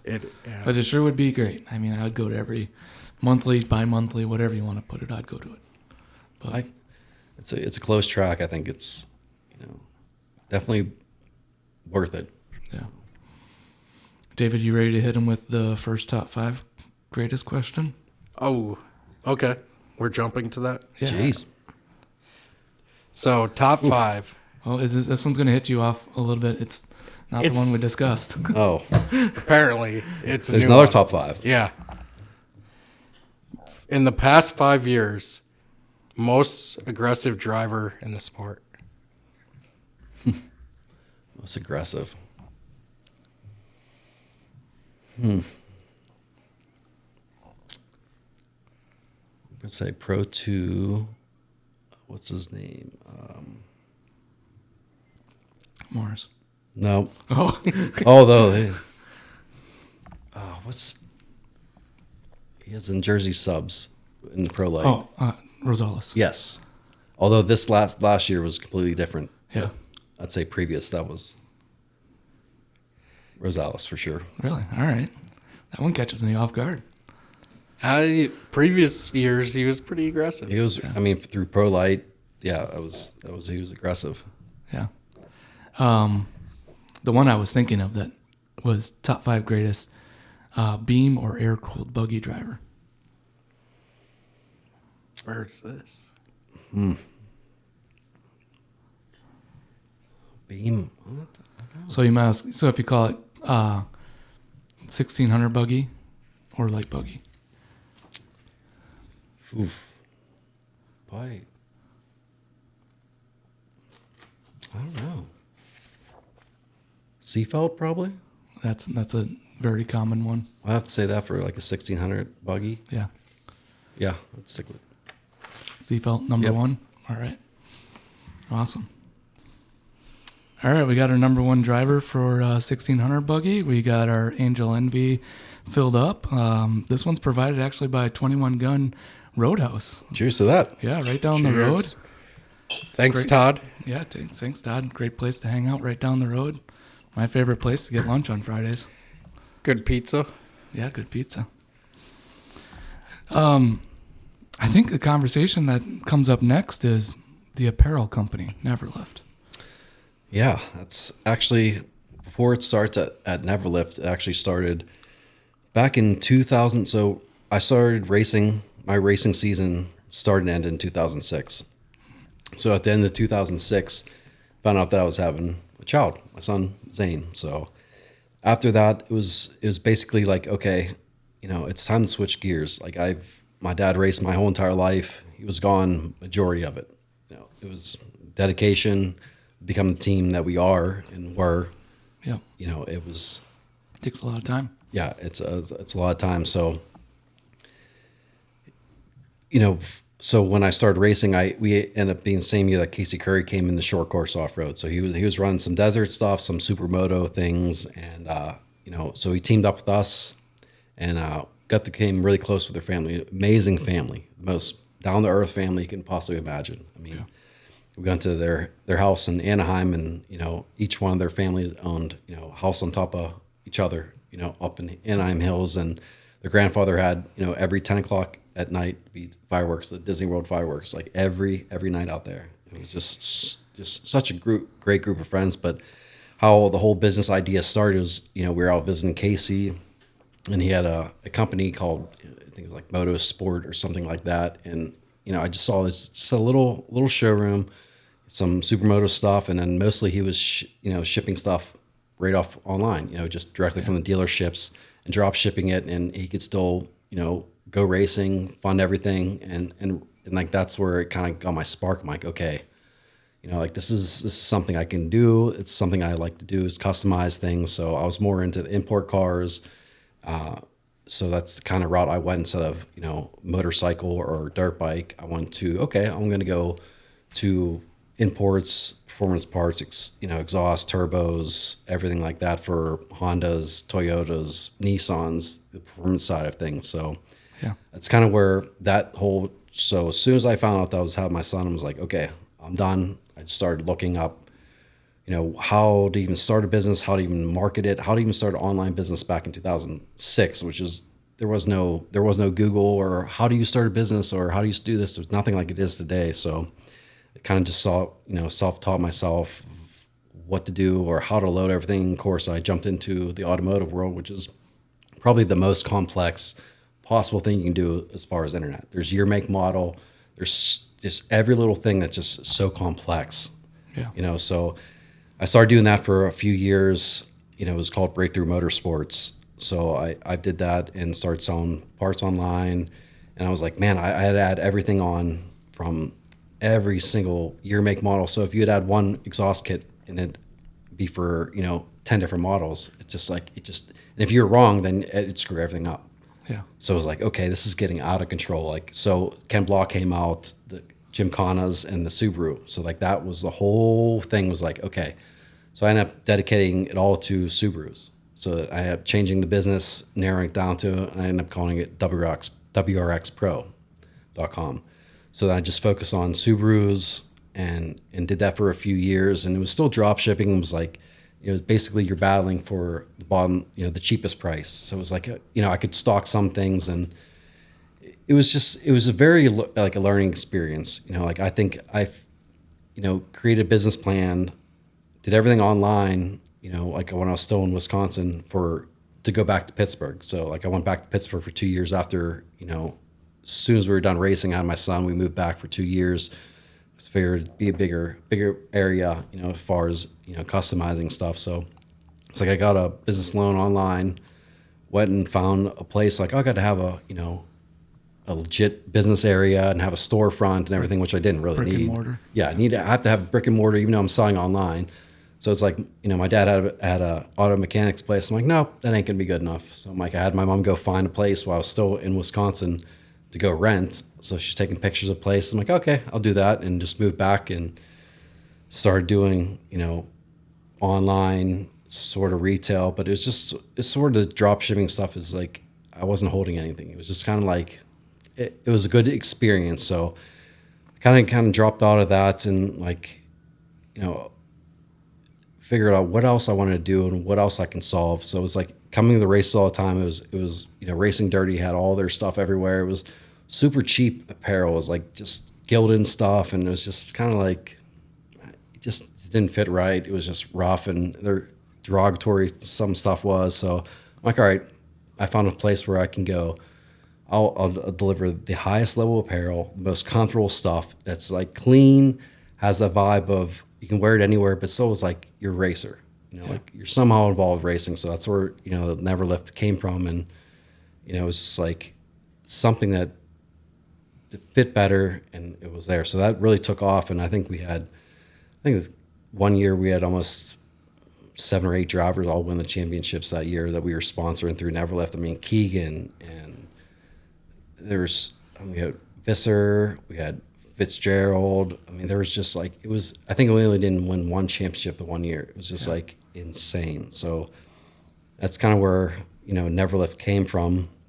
It's like Jed Foltz, from Grandin, we were trying to come up with names, and he was saying other names like, oh, what about Balls Deep or Neverlift? I'm like, well, that's a little, It's too different. It's a little much. I'm like, That's too different. I'm like, I kind of like Neverlift. I'm like trying to put it to something. And then, we're testing at Crandon. My dad's like, you come around that turn 1 and you lift, you're not racing. So like, I'm like, okay. I'm like, I can put it to that. I'm like, that kind of makes sense. So I kind of just run with that with the Neverlift. And that's sort of how the Neverlift came around. It was, yeah. Yeah, I was going to ask how you came up with the name, but you already hit that right there. yeah, it was actually Jed Foltz, and his dad raced with Jack Flannery. He was a co-driver and crew, so Bill Foltz. So yeah, I kind of popped up those 2 names and was like, okay, well, Balls Steep is a little much. So Yeah. I'm like, okay, I think Neverlift has something to do with it, Full Throttle. So I went with that one. So then is like, obviously going from like drop shipping to now more of the apparel side where you have to come up with the designs, what you want on what you think is going to be marketable. Like, how did that transition happen? Yeah, that was a hard one. It's not even so much the designs. Like my designs worked out, but it was as far as stocking. Like, okay, what sizes to have. So not only that. So you have guy sizes, you have girl sizes, you have kid sizes, you have toddler sizes. Like it's just it's becomes out. And every year it'd be different. Like I'd come out to Grand, and one year we'd sell extra large and double X. The next year it'd be mediums, smalls, completely different. Yeah. So like okay, I'm going to stock for this, and then be totally opposite. So I know every racer is like, yep, I know exactly what you're talking about. Because it's the amount of stock you have left over that doesn't sell is ridiculous. It's all those, 20-year-olds that were at partying that weekend, and now next year they're dad bodding it. Yeah, it's like that's exactly it. It's like one year everyone's into fitness, and next year totally out the window. Yeah. Completely out the window. So I still have so many smalls that are sitting around from, the most highest grade apparel, soft prints, everything just sitting there. Yeah. I would say that's probably the most rarest size to, like, from what I know, like, as small as a tough, because even nowadays, like the trend is more baggy, bigger clothing. So you have to deal with trends and on top of what people like. So it's like, yeah, you're better off with the medium, just because. I mean, we'd be get to points where like I would sell the shirts off my back. Like I've been wearing this all day long. Like don't care. It was just wild. I mean, it was done right though. I think it's just having that amount. But apparel and that whole industry is like, it's such a money pit. It is such a money pit. Yeah. I mean, think like Blokey and all them guys out there. Like they have hundreds and thousands of dollars of inventory just sitting there. Like it's just. Yeah, he's got a huge separate liability. shop that's totally devoted to tread life. Yeah. Yeah.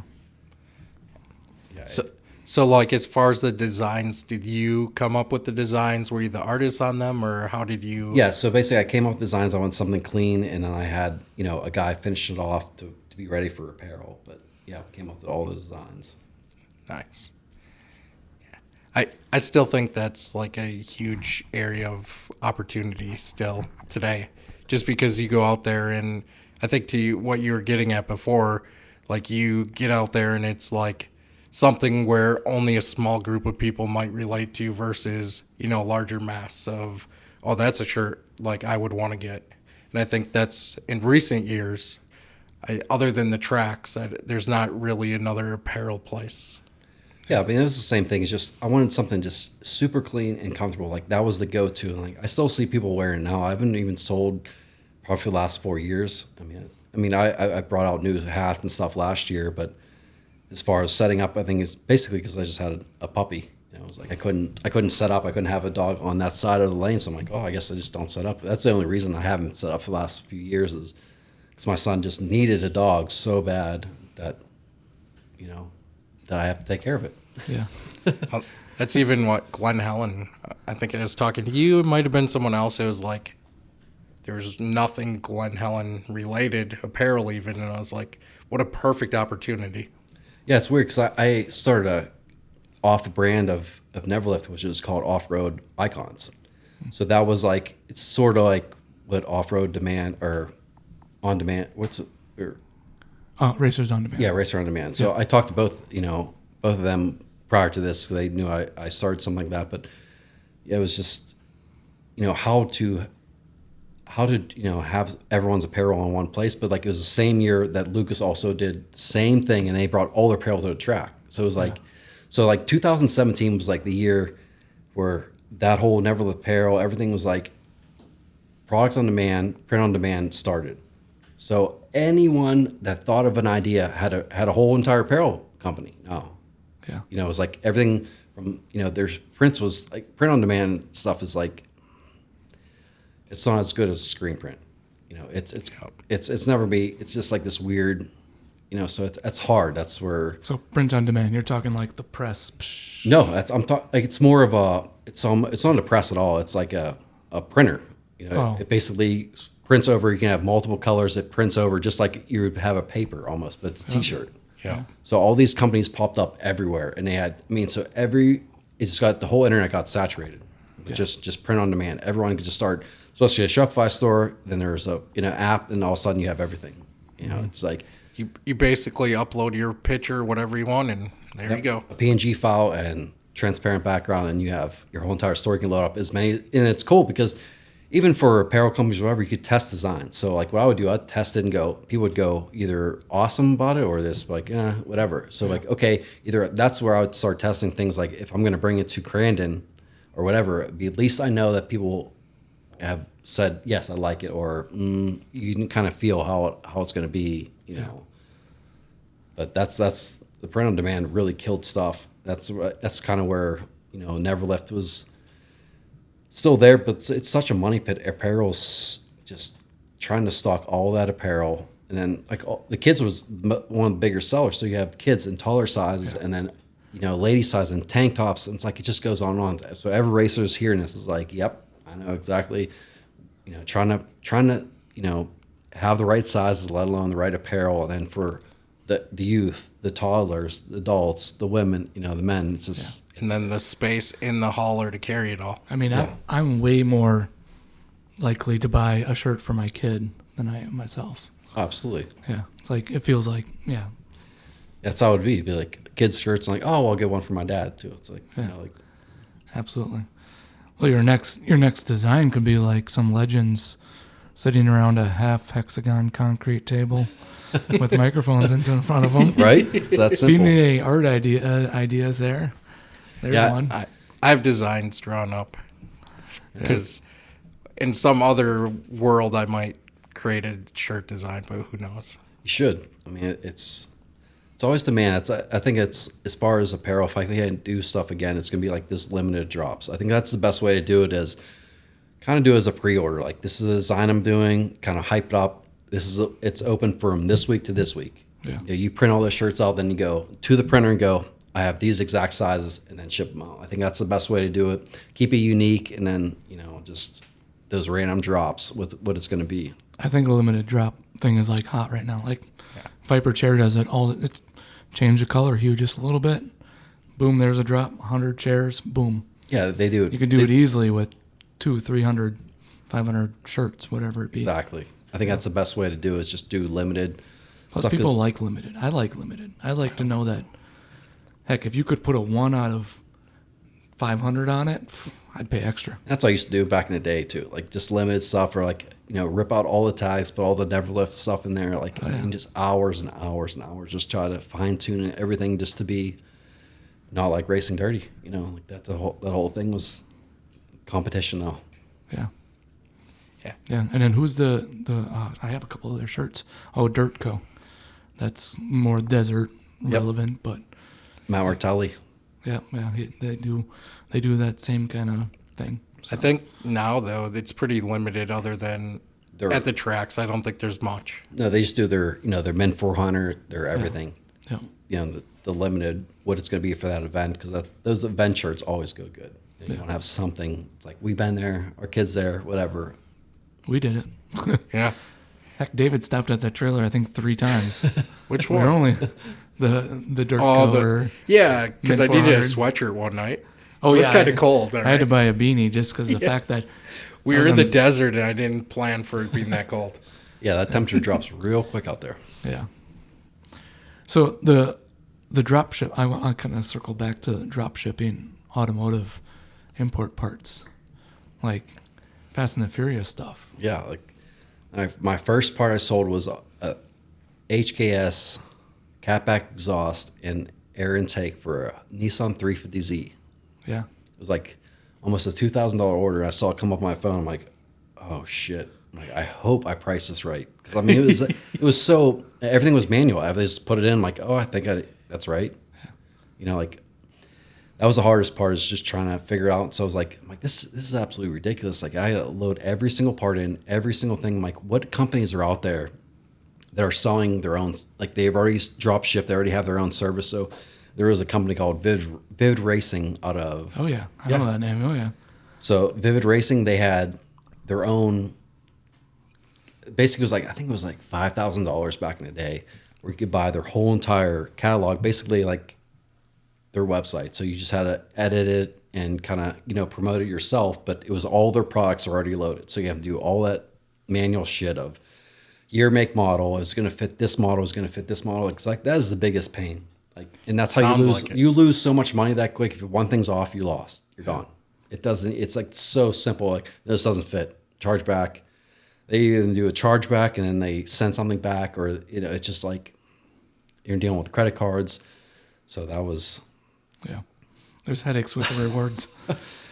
Especially car parts that are thousands of dollars.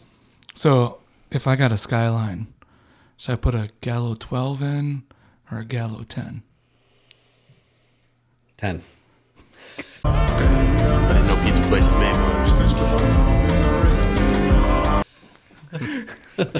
During this time, did you have an import car? Yes, I had Nissan. Weird. Yeah. So my first car, I guess my first import car was a Nissan Maxima that I didn't even request, that my dad bought with my own money. That I thought it would be a good idea.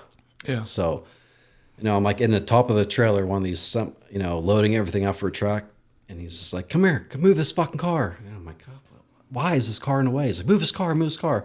So I move it out of the way. He's like, "That's your car." I'm like, "It's like a Nissan Maxima. It was really nice. but it was a 2-color tone gray and like as ugly as could be. But it had a V6 and it was like back seats were never sat in. He had all the reports, everything from this, military guy. I'm like, this is the ugliest car I've ever seen. And you bought it with my own money. I'm like, this is crazy. Here you go. Surprise. Yeah. I'm like, but it had a V6, but I got rid of it right away. So then I would get him a Honda Civic, and I had that for a while. And then I went to a Nissan 240 SX. Yeah. So that was the first one I broke down, deleted all the badges, deleted all the lights, custom painted it to a Toyota Super Silver. And Underglow? No underglow. Oh. No, I didn't do that shit. No. I stopped right there. Because like we were driving to the Fast and Furious, in our Civics. Yeah. So, but no, like when Nissan was involved, and but it was still back then. It was like you had to buy whole front clips from Japan. Like there was no like, oh, you could buy this turbo for this, the SR20. Like none of that stuff existed at all. Yeah. So it was buying front clips from Japan or whatever to even have that motor. So back in the day. Back in the day. Back in the good old days. Yeah. So then you also mentioned Subaru and Ken Block doing the Gymkhana. So looking back at that and looking back at current days, who's more badass, Ken Block in a Subaru or Travis Pastrana in a Subaru? This last Travis Pastrana and the Aussie, that was really good. Yeah, the Brat. Yeah. That was probably the ones I'm like, it was almost back to the Ken Block days, like the early Subaru days, like the 05 Subaru that he did, like the Hawkeye Subaru STI that he did. Yeah. For the hatchback. Like that's what reminded me of that. I think that, like, looking at the video, it's the entry speeds and all the stunt exit points, or like when they were happening, the speeds, I think that might be the most highest average. But the Ken Block the Audi, the electric one, it's hard to judge the speed on that one. That was a good one. Yeah. That was a good one. There was some previous where like I could almost like days off. I'm like looking at something else and I'd get back to it. Like when they can actually grab your full attention of the whole thing, like that's like Travis Pastrana's last one he did with the Aussie one, like that. I was actually engaged the whole entire video. Oh yeah. I'm like, wow, it just did it right. There's some other one Ken Block did. I'm like, like in between, but that one. And the recent one, the Aussie one, a lot of throwbacks too. Yes. Like tire. That's probably why it was. Tire drop off on the dock. The pin donut on the Kangaroo, but Ken did it with, was it a dinosaur? I think something like that. Yeah. The pin donut. Yeah. There's that's must have been what it was. Is the flashback must have been. Yeah, the nostalgia. Yeah. Yeah. It was a great. I don't know if he meant. I'm sure he didn't mean to make it a nostalgia thing, but it definitely felt like it on my end. But still had that the competitive edge. Like he did this way, so I'm gonna do a little more. Like that's what's cool. Everybody's trying to outdo him now. Yeah. He's not here to defend himself. Yeah, but it's still in a respectful way. He just did that little more. As it should be. Yeah. So kind of piggybacking off that and cycling it into off-road racing, what do you think is the biggest difference in racing today versus racing back in the day in off-road? Well, I think it's purses for sure. Oh yeah, money. That's a major thing. Like my dad would cite many times, like he'd run multiple classes, walk out of Crandon with a $9,000 check. Yeah. Leave Crandon like that day. Pull out, go, here's your check, and you drive home. Yeah. I think that doesn't even happen now. And he claims that's when TV came involved, is where the money dropped out. As far as payout, it kind of went to more corporate things, but I think it's definitely payout where you actually got paid that Sunday. You drove home, like you get a check going as you left Crandon. Yeah. Like that's kind of how they do it in Roundy Round, isn't it? Like yeah, I think that's the same kind of deal. Yeah. You go and collect your check. Yeah. And 141's banking on you're gonna blow it all in the bar. Yeah. Smart business practice. I would do it too. Yeah. Absolutely. Do you recall an Anago national anthem singing contest? No. No? Okay. What year is that? I don't know what year. I was told by another person in your group that there was a national singing contest. I believe though. I believe Or at national Antigo. anthem. Yeah, at Antigo. Yeah, that makes Was sense. it And somebody, national anthem or just good old boy singing contest? no, it's national anthem. So multiple people would sing off, or it was a sing Yeah, off? yeah, that's what I was told. Shit. And somebody in your group won it. We're gonna have to get him on and ask him about it. But Yeah, because if you had a competition for that and you won, it has to be on. how many times is the national anthem gonna be sang? But then, like, just wait, there's one more. And you're like, holy shit, this guy came out. hate to be wearing a hat that day. So let's jump in a little bit to more of what you're doing today with Lightspeed Motive and kind of, I know we talked about Neverlift before, but let's dive into that side a little bit. Yeah, so kind of after Neverlift, I mean, it's still existing, but it kind of came to that point where, this is going to be a money pit, and I think I got to kind of limit it to just custom drops and kind of go to, on-site places at races, set up events. That's where you can really do good. So, so after that, it was the same era of like off-road icons. And I just kind of wanted to figure out something else to do. I still wanted to solve a problem, and a big problem that, was off-road. So I was just thinking, like, what else could I solve? What was the biggest pain point, for off-road racers? And that is cleaning mud. That the part that sucks the most, takes the most hours. So it was like, okay, maybe I can come up with something that's a cleaner or, mud repellent, something like that, to help the racers. Because I kind of went back and forth, come up with what dealers will have it or what kind of manufacturers would have something like that, and who would let me customize it more than just a white label or a private label. Yeah. So I kind of went that route, found a good chemist, and he really helped me kind of, formulate a lot of the products. Some of it was private label, but a lot of it was all custom made. So that business really took off. That was, I guess from 2017 to 2022, that's when I ran that business and ended up selling that. Did that come from the passion of always having to clean mud all those years? Yeah, the pain point of constantly cleaning.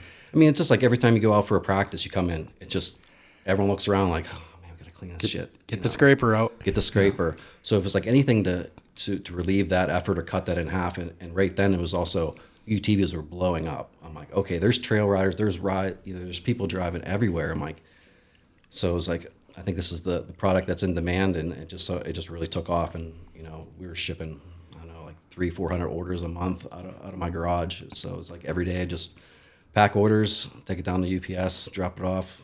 So every single day. So it was wild, but I know I used it personally on my UTV. yeah, I didn't even realize that connection there yet until. yeah, it was probably through Matt Gerald. Yeah, I was using that stuff all because with the plastic, like the old school trick is like baby oil or WD-40, but with like the plastics and the decals and stuff, that stuff tears it up. So Yeah, that was hard to try to formulate something that would protect it, but also not destroy plastics, especially 50,000 UTV, $50,000 UTVs, or just destroying all the stickers that come off. So yeah, you solved the problem. yeah, it was. It's crazy because Dylan Poynton, when he was racing, his dad was a chemist, and it's like the same year. I'm like, okay, I have this all figured out, and they came out with something. Yeah. It was like the same year. I'm like, wow, this is like, that helped me really push it in to evolve that brand, and try to go to a chemist and try different wetting agents and really figure out bringing other chemicals in that was from other industries or fabric protectants, and try to mix it into off-road to because it was basically solving the problem. Either you can get a lot of mud off, but it also leaves a slick surface and it collects dust. Yeah. So it's like trying to find that fine line where it can last more than a wash, and still work. So Yeah. So then how did you transition from that business to what you do today? yeah, because with Advanced Coatings, I did everything. I was running ads, I was doing emails. It was basically running the whole entire business of every angle of it. So, and I went through a lot of pain points. I've hired marketing companies that I'm like, okay, I think I know what I'm doing. I'll hire them. They said they can, do the world, and then charge $10,000 and lose that and get nothing out of it. Yeah. So now you lost that $10,000. Well, then it also goes, now you can't get inventory that you needed for all the orders that are coming in. So it was like at that point, I'm like, I'm done doing this stuff. So I kind of just learned everything to the T. And now that, I sold the business, like I'm just trying to help other business owners, not make those mistakes and help them excel way faster, than they would on their own. Yeah. And just giving that outside perspective, which is, when you're running every day-to-day things, it's so hard to just step back and go, where should we go? What should we do? And it's called the Solomon effect, when you can kind of see other people's problems easier than your own. Yeah. Yeah, and I think that is like a specialty, especially on a race team, to be able to go out there and make those connections and even market everything that you're doing is like a whole nother job. Yeah, and it's for when helping racers, I can get them look at a company and go, all I got to do is figure out a little bit about them and ask, what their goals are, and I can come up with a whole entire marketing plan. Yeah. And launch it. So it's So with that you said Solomon effect? paradox. Yeah. Yeah. So with that, what is the biggest thing that you see teams or guys missing out on when they're trying to market themselves? I think they're looking at it wrong, and they're asking for money. Everyone feels bad. Like I feel bad asking for money. I don't need, it's how do you approach it? It's like, you got to show the value of, what you can do for them. Yeah. So it's not just, you're not just asking, I just need $20,000 to race. It's like, okay, how can we take that, their plan or whatever their product is and give them some marketing, products or, something they could use on their marketing, on their social medias or something. Yeah. Yeah. And like, how can you help them achieve their goal and make it feel whatever they're giving you isn't like they're advertising for themselves or along that?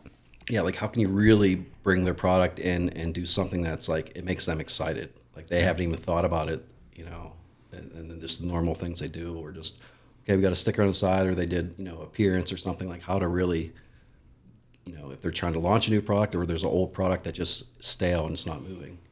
Yeah, I think people undervalue what they actually bring to the table sometimes. Like, just, the sticker on the vehicle, all that other stuff, but appearances, all that. A lot of racers are just doing that because it's part of their passion. They want to be involved with the fans, but they don't realize that that is something that is appealing to sponsors, so that they can have that person out there talking about, the coating products that are kicking butt and, whatever else be the product. Absolutely. Yeah. Who's the most talented person that you've probably worked with or had to do some marketing with? I've helped Keegan too. So Keegan, Michael Meister, I've helped him since the beginning of time. So those two are both very talented. Parsons and helping Matt and that whole team. Yeah. Yeah, they're all very talented. Yeah, absolutely. The whole Flying Dutchman team, everyone. Yeah. Any desert guys or? Not so much desert guys. I kind of stuck around short course. Okay. Yeah. You kind of know your groove. Yeah, no groove with passion, and we just need as much support we can for the short course. Yeah. Kind of looking ahead a little bit, do you think that from what you've seen in the last couple of years, do you think interest is growing from like the sponsorship side? Like there's more companies willing to maybe put their foot in or their hat in the arena that we haven't seen recently? I think so. I think it looks like Ram's coming back. They seem to have like that, they're out even at Crandon, so it's like, it looks like Ford stopped their production of full electric trucks too. So I think if we can get kind of Ram back involved and kind of get that competitive edge, Ford does a lot of, it seems like they have the racing program in the desert and the car. So it's like, if we can kind of bring that back, but if their goal wasn't selling trucks, that's really hard to get them back in the series, because if it's not the interest, then what do they care? It's SUVs when they just took over selling. It's like, that's how it's hard to get these manufacturers into our sport that are trucks, and it's not even their main thing. Yeah, I think I don't know if we're so much in the performance boom anymore either, where people are modifying their trucks and cars, on a regular basis. I don't think that's the era we're in anymore either, unfortunately. Very unfortunately. Yeah. Well, you even think about like the Ford Raptor, like that had its heyday, but even that's kind of cooled off since it's first, come out, or the more performance side, even of the trucks. Like even Now they're coming with price tags of 120, 130, and that's really making people step back and go, how does this equate, you know? Yeah, and the quality isn't going up either for that price. Yeah. Yeah, the Raptors, the whatever the T-Rex one is, or TRX, yeah. TRX, yeah. Like all those are like super high performance right out of the factory. I mean, we're talking Specialty. Yeah. Some extreme engineering there. So they're taking all the race tricks that we taught them and putting it in the works. Because I think like Brad Lovell, I think he has a program with the Raptor out in the desert program. So it's good to see that they're involved, but it's like to get them in shore courses. You know, it's like they always want to prove the longevity being out in the desert. So Yeah. it's have to have that boom of that truck phase of everyone buying trucks again. Yep. And they have to sell them, so they're going to go put it wherever their money is. But that's not their main thing. So it's like we have to bring other sponsors in that isn't, you know, that aren't manufacturers. It would be cool to get a manufacturer battle back in the truck. So. Absolutely. Yeah. I mean, the Pro Spec has opportunity. Like there is other V6 platforms that could compete on the same level. Have a manufacturer cup. That'd be sweet. There used to be points like that. There used to be Nissan would battle with Toyota and everyone for that manufacturer's points. So that was the same with the full size trucks as well. So that did matter at a point. And Borg Warner Cup. Yep. That was aftermarket branding there. So Well, even if you think like F1, they have the manufacturer teams. Yeah. And they're battling for their team championship too. So I think we're kind of missing that. Like we have to have the competition back for these manufacturers, you know, to get involved again and want to see winning, or at least someone come in and go, they start winning. Like, oh, we need to be in there. We need to be involved too. We can't just let that truck, that manufacturer just win everything. So yeah. Yeah. Nowadays it makes it hard though when your body's one thing and what's under the hood is something else. Like that makes it tough too. Yeah. How many Nissan trucks do you think the team probably sold? They were running Nissan bodies and Nissan engines. yeah, I think that's probably one good thing about how Nissan came into it is, they didn't have the biggest motor that could compete with, Toyota or the Fords, but they also had support. Like there was probably 9 or 10 people that could get motor support. Like the whole field was a lot of Nissans and they were reliable. So I mean, it did more than just bring one factory sponsor in for my dad. It kind of just spread that out to a lot of people. Yeah, absolutely. I mean, if I seen a Nissan truck going over those jumps and getting all beat up, I'd be like, hey man, I might go get myself a truck. Because my dad used to do all those commercials back in the day. We did a commercial it was on the Super Bowl commercial. So like everyone went out to the desert. They had like a Nissan Xterra pull up right at the edge of it. All the kids got out, sat up their chairs, and then everyone jumped over the sand dunes. I think even Rick Huseman was involved in that. It was a bunch of people from out west too. And it was a commercial that was played on the Super Bowl. Awesome. That's awesome. Yeah. So speaking, like, just jumping back a little bit into the history here now that we're talking about it, when it went to, multiple truck teams, what was your involvement then with the team?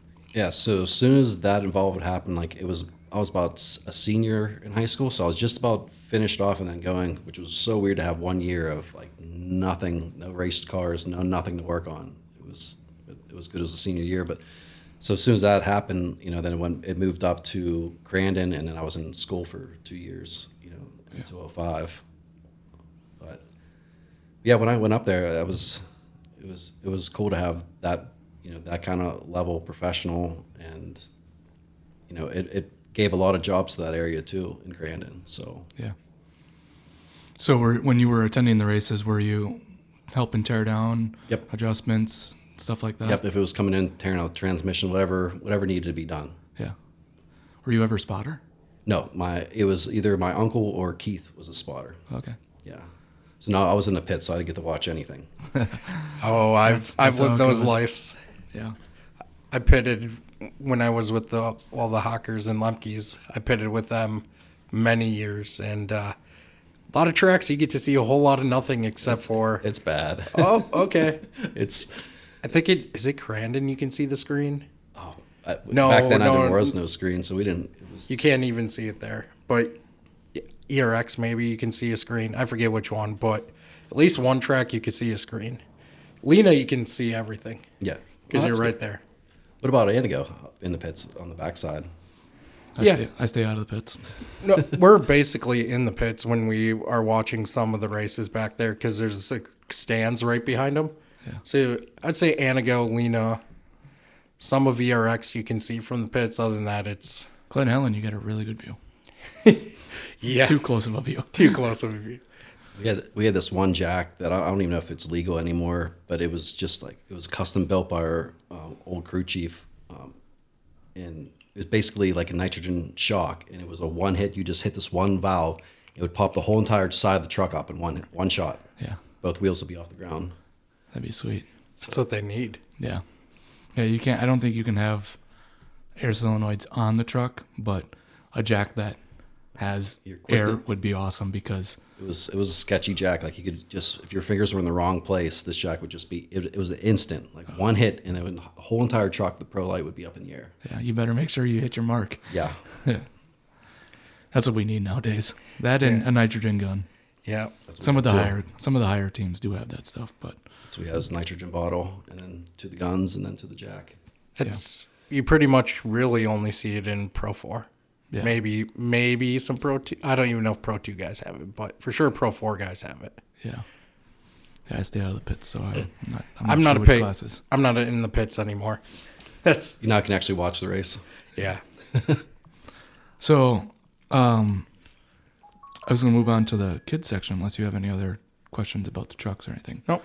For the current classes of kids, if you were trying to build a Pro 2, Pro 4 driver, kind of what route do you think you would guide that child into taking in order to perfect that skill? I think definitely to start out with the Polaris 170 or the 200 and that whatever that one is right now. I think if you could take that for a couple years, maybe upgrade it to, flash it to have a little more power, do suspension, kind of just see if a few years, if they even like it and kind of get the shakedown of it. And after that, I think it would go into a mod cart. I think that's vital with speed, control, the shifting. Yeah. And then I would, even going into, a light buggy after that. So it's like you have the speed, but now you have to have the patience and the momentum Yeah. and deal with a lot of, different drivers. So I think that route and then pro spec and pro spec to either Pro 4. Yeah. I mean, Wherever your budget could take you. Yeah. That was I think that was almost the exact same way Rayford said it. I didn't expect a light buggy from many people, but I get the point why they would. yeah, it's keeping your momentum and line. You're watching the lines. So I think there's a lot that you can learn from that class. And Yeah. And I think absolutely. too, you end up with a lot of in light buggy. You end up with a lot more vehicles too. It's usually 20 to 40 cars, a little less now, but you have to go through traffic in light buggy. And patience. You have Yeah. to learn patience. And like you said, carrying the momentum, and then also understanding how you can use the momentum to go around other drivers. Exactly. For UTV racing, do you think that was like a big CPR moment for our sport? Like we were talking with the coatings, the 2017 era, that was the boom of UTVs. Yeah, I think it still is a huge part of this series surviving. Yeah, I mean it has. I want to say six, 7 classes, and Well, if you each one, count kid classes, yeah, at least that. yeah, and each one has a minimum of 10. Some classes having 25. Yeah. Well, there is one class that had like 4, but Yeah, there's some that are the minority. yeah, I think that was huge. Like you were saying in 2017, and whenever that is just that boom. I think saved this. Well, kept it around, not the series, but kept short course around. Yeah, I don't know if it saved it, but it definitely brought some more money and more eyes and more. Being able to finance it and buy it, right off the showroom floors. Yeah, You just can't do that with any of the other trucks or buggies or anything. There's nothing. yeah, Yeah. that's what I did. That makes sense. Like it allowed you to, for the first time in short course, finance it other than like other ways of getting loans, but like actually finance a vehicle. Yeah, I would have loved to have those options when I was younger. just to be able to drive. Yeah, but there's always that you go 2 races in, and then you total it, and then you're paying on it for 5 years or whatever the payment plan is, and you got a balled up piece of metal. Like, oh, I was in the woods. I wrecked in the woods. Insurance claim. Yeah, I think they've gotten smart about that. Yeah, that was. What is all this racing stuff on here? Yeah. Wait, what was that video I saw? Yeah, especially with social media, nobody wants to miss out on getting the best views they're ever gonna get. Yeah, try to turn it in. They're like, oh, that's weird. Does it match this video? Yeah. Oh, that's funny. So we recently had a 10-time Pro 4 champ in CJ. Obviously, especially on your side, you do a lot of the marketing, know the drivers. Do you see any upcoming driver, anybody you think that realistically has a shot to get to 10 championships coming up? Oh, I don't know. That's such an amazing accomplishment at his age to have. That's like, it would take a lot, especially in Pro 4, for the next 10 years. You think I don't know. That's going to be very hard to beat. Yeah. I think it's going to be in the next, 10 or 15 years, like the next era of we're going to have to like watch someone come up through and. Yeah, I think we got to watch Mod Kart kids, and then I guess the one that you point out, Wyatt Miller. I was just going to say. Like, Wyatt Miller has it, but I just don't know. I think when NASCAR says, hey, time to go full-time NASCAR. That's the thing. I just don't think he'll stick around long enough. And the other thing you got to compete with is not only do you have to do it for the next 10 years, it also means you have to beat CJ as well, because CJ is not going anywhere right now, from what I know. So it's like, not only do you have to be really good, but you also have to beat the person that just did it 10 times. Yeah, it doesn't just stop there. He can win. Next year be 11. So it's like, it doesn't just stop at 10, especially when he's still in it. So. And he's young, 30 years old. I mean, yeah. It's wild. The better question probably is, do you think CJ will get to 20 Pro 4 champions? I don't think he'll stay in it that long. I think if it got to that point, I think he'd be done with it. Yeah. Unless there's someone chasing his tail, then. Yeah. I think he'll get. That's hard. That's hard to say. I think he'll still be involved and have a huge impact, just like his dad. I think he'll, if he ever stops racing, I think his involvement will still be if they're building or, I think he still has a lot to go. Yeah, until the fishing bug bites him or something. I think that's just Johnny that is a big fisher. Just have the RC. Yeah, he's always RC racing. Kind of switching back to money stream and promoting and stuff. You got a lot of insight in how tracks work and how fans interact with the tracks, how fans interact with the racers.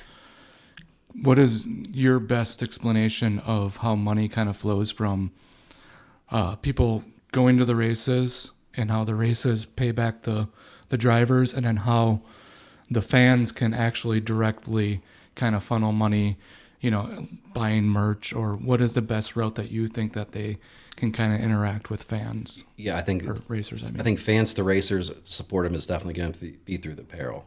I think that's the best route. It gives the fans something to hold on to and wear and remember. And, it's every year like, oh, I remember this sweatshirt from this year. It builds that relationship too. I don't really know how the series works as far as money coming in, sponsors, and how that pay out. I wish I knew, but that's pretty well kept secret. I was going to say, I think that's the $1 million question is, where the heck is a prize fund? Because we keep on asking people, trying to get an answer. Because if I knew, I'd be able to break it down to multiple ways how we can improve it. Yeah. I think affiliation codes also for a fan to driver are kind of like, pay attention if they see that, pay attention if they buy that product later on. Yep. I think a lot of people kind of forget that, oh yeah, I seen that there, but let's get them their credit.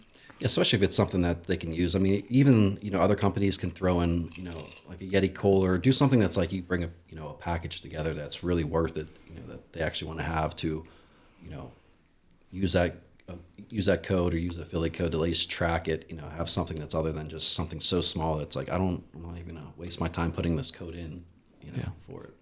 Yeah. I always thought it'd be cool, like, if you're watching the races live or whatever, they have a like somehow affiliate the driver to a link, and like you pick your driver that you want to win, and then you like affiliate it to the link, and then it brings you up something about the driver. Like it's more interactive, I guess.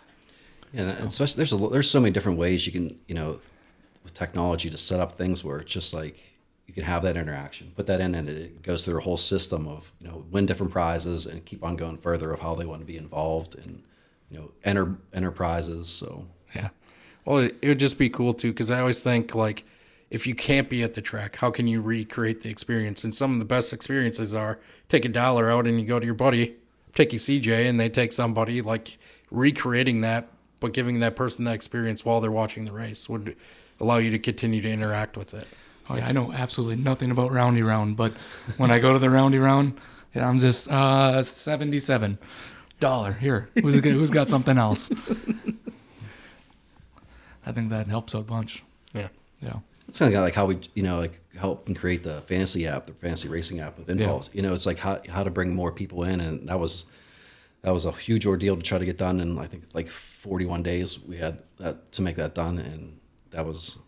But it's like, getting people involved. So there's 7 classes to choose from. Like how many people classes didn't you really pay attention to until you had to go pick those classes? Like, okay, in each class. So trying to get the involvement and, Yeah. win prizes. So Yeah, and it was exciting when that came out, and unfortunately I slept on day 2, and I didn't pick. So, but you were in it until like Glen Helen until I completely went to the West Coast and was just having a blast eating tacos, watching races, and just like, all right, well, guess I forgot those picks. Yeah, and you were like top 10, I thought. Yeah, Yeah, I was pretty darn close to the top 10. yeah. I'm excited to see what it brings next year. I mean, obviously the first year is kind of trial and error, some stuff, and improvements always come with the second year. yeah, we put out a survey, seeing everything is, and seeing what if they want to choose both races on the first, like on a so basically it would open on a Wednesday until the Saturday by 1:00. So you had that open window until that first race is over, so you can like pick it, and then it open up again for Sunday. So it's like some of the racers like I can't open it at the track, so it's like trying to figure out to make it easier that way. Having it updated quicker, because basically the back end is even finished wise, like to make that on the app. So basically I have to collect all the data and then I have to go send it to the developer for every single race just to have them put it in. So it's like 2.5 hours for me to do it and then send it off to the developer to enter all the points in. So we have to update that end, but Yeah, it went off pretty smooth. I mean, it was, Jeffrey and the Impulse boys, they had an idea, and I was like, if you really want to make this happen, like we can make this happen. But we have to do it before this race season starts, or it's like it's a whole another year of just trial and error and testing. yeah. So we got it all put together and run a lot of code, and the guys are like, "What is this?" And I'm like running code through ChatGPT to even help facilitate some of that. So it was wild, but I'm glad we got it done and it worked out, and the prizes. So Yeah, I don't think that they're the only ones. I think it was like at least a dozen people had the idea of making a app that you can bet on, because when we walk around the pits, we always had like bet boards, and we'd have to pick our driver, and it'd be between the campsite, and we've gone to a couple just to get on their board, and it's like somebody should really facilitate something, and then all of a sudden, boom, it happened. We're like, awesome. So it's in that same vein, I guess, how do you feel social media has changed the sport? I mean, it's definitely excelled it more, but it's also now you're competing against just some random guy that's building something, getting more sponsorship and more attention. That's taking away from the actual races. That's the only kind of downfall. But I mean, if the series and everything does good, I mean, that's going to accelerate everyone and blow everyone's popularity up. So do you think it was for the better or for the worse? It's for the better. I mean, you're still getting exposure to people that haven't seen, from even their different country or just a different side of the United States. So. My personal kind of pick on it or opinion on it is that the way that we're using social media seems to be like all these banger videos, all the action shots, fast clips. I mean, people are editing it. Opus Clip is editing it. We don't know. But it's a lot of those clips, and we keep on getting all that stuff. And I think that like what's underutilized is the building the personality. And I think that once we start utilizing that, more drivers, some drivers already do, Yeah. but once we start utilizing that more, I think that's going to really accelerate. It's going to really take advantage of everything that social media is offering. Yeah, because it kind of sucks that you have to follow their algorithms. Like, you need to post 5 times a day, and you do this, and just like you're just posting stuff just to post, just to have it, to follow the algorithm. Like, how can you just? It's not the quality that should be there. It should be thought about and like, okay, I'm going to launch this banger. Now it's like I just have to do this to stay, afloat. I just refuse, for me to do any kind of business I do. Like, if I have to rely on me to post to my business to survive, like this isn't for me. Yeah, I just look at like. When you look at Drive to Survive, I think everybody uses that as like, that's like the pinnacle. And NASCAR did a version of it, but it was based on the same theoretical map that they plotted out. And it's, even the races are cropped up into probably 20% of the actual episode. And the other part is the stresses about getting the truck set up or car set up. Yeah, the behind the scenes. Yeah, the family stuff, all that other stuff. Like, and we're on the track for 12 minutes, but it takes hours, days to get it to that point. And that's what we're missing. I think we touched on that before too, or in like the torque days, they had that. That's what. Yeah. You need that behind. Everyone wants the story. Like the racing, like you can just see a couple clips, like, oh, that's cool, but you want to behind the story, behind the scenes story. Yep. Yeah. That's why we love doing this stuff too. Keeping the whole history alive too. That's awesome. Yeah. Yeah, because there's pictures here that, a lot of people don't remember, or if they do, it's, Yeah, like past. Even if you get a photo like or see a track from time, like the memories, like just bring that photo up to somebody that was at that race. That'll be like, oh yeah, I remember this or that, and like then you get to hear the stories of that too. I love that stuff. Like we had a fire at that thing. It was insane. Yeah. We burnt this car down. Like that's what they used to do at Crandon. It was just wild.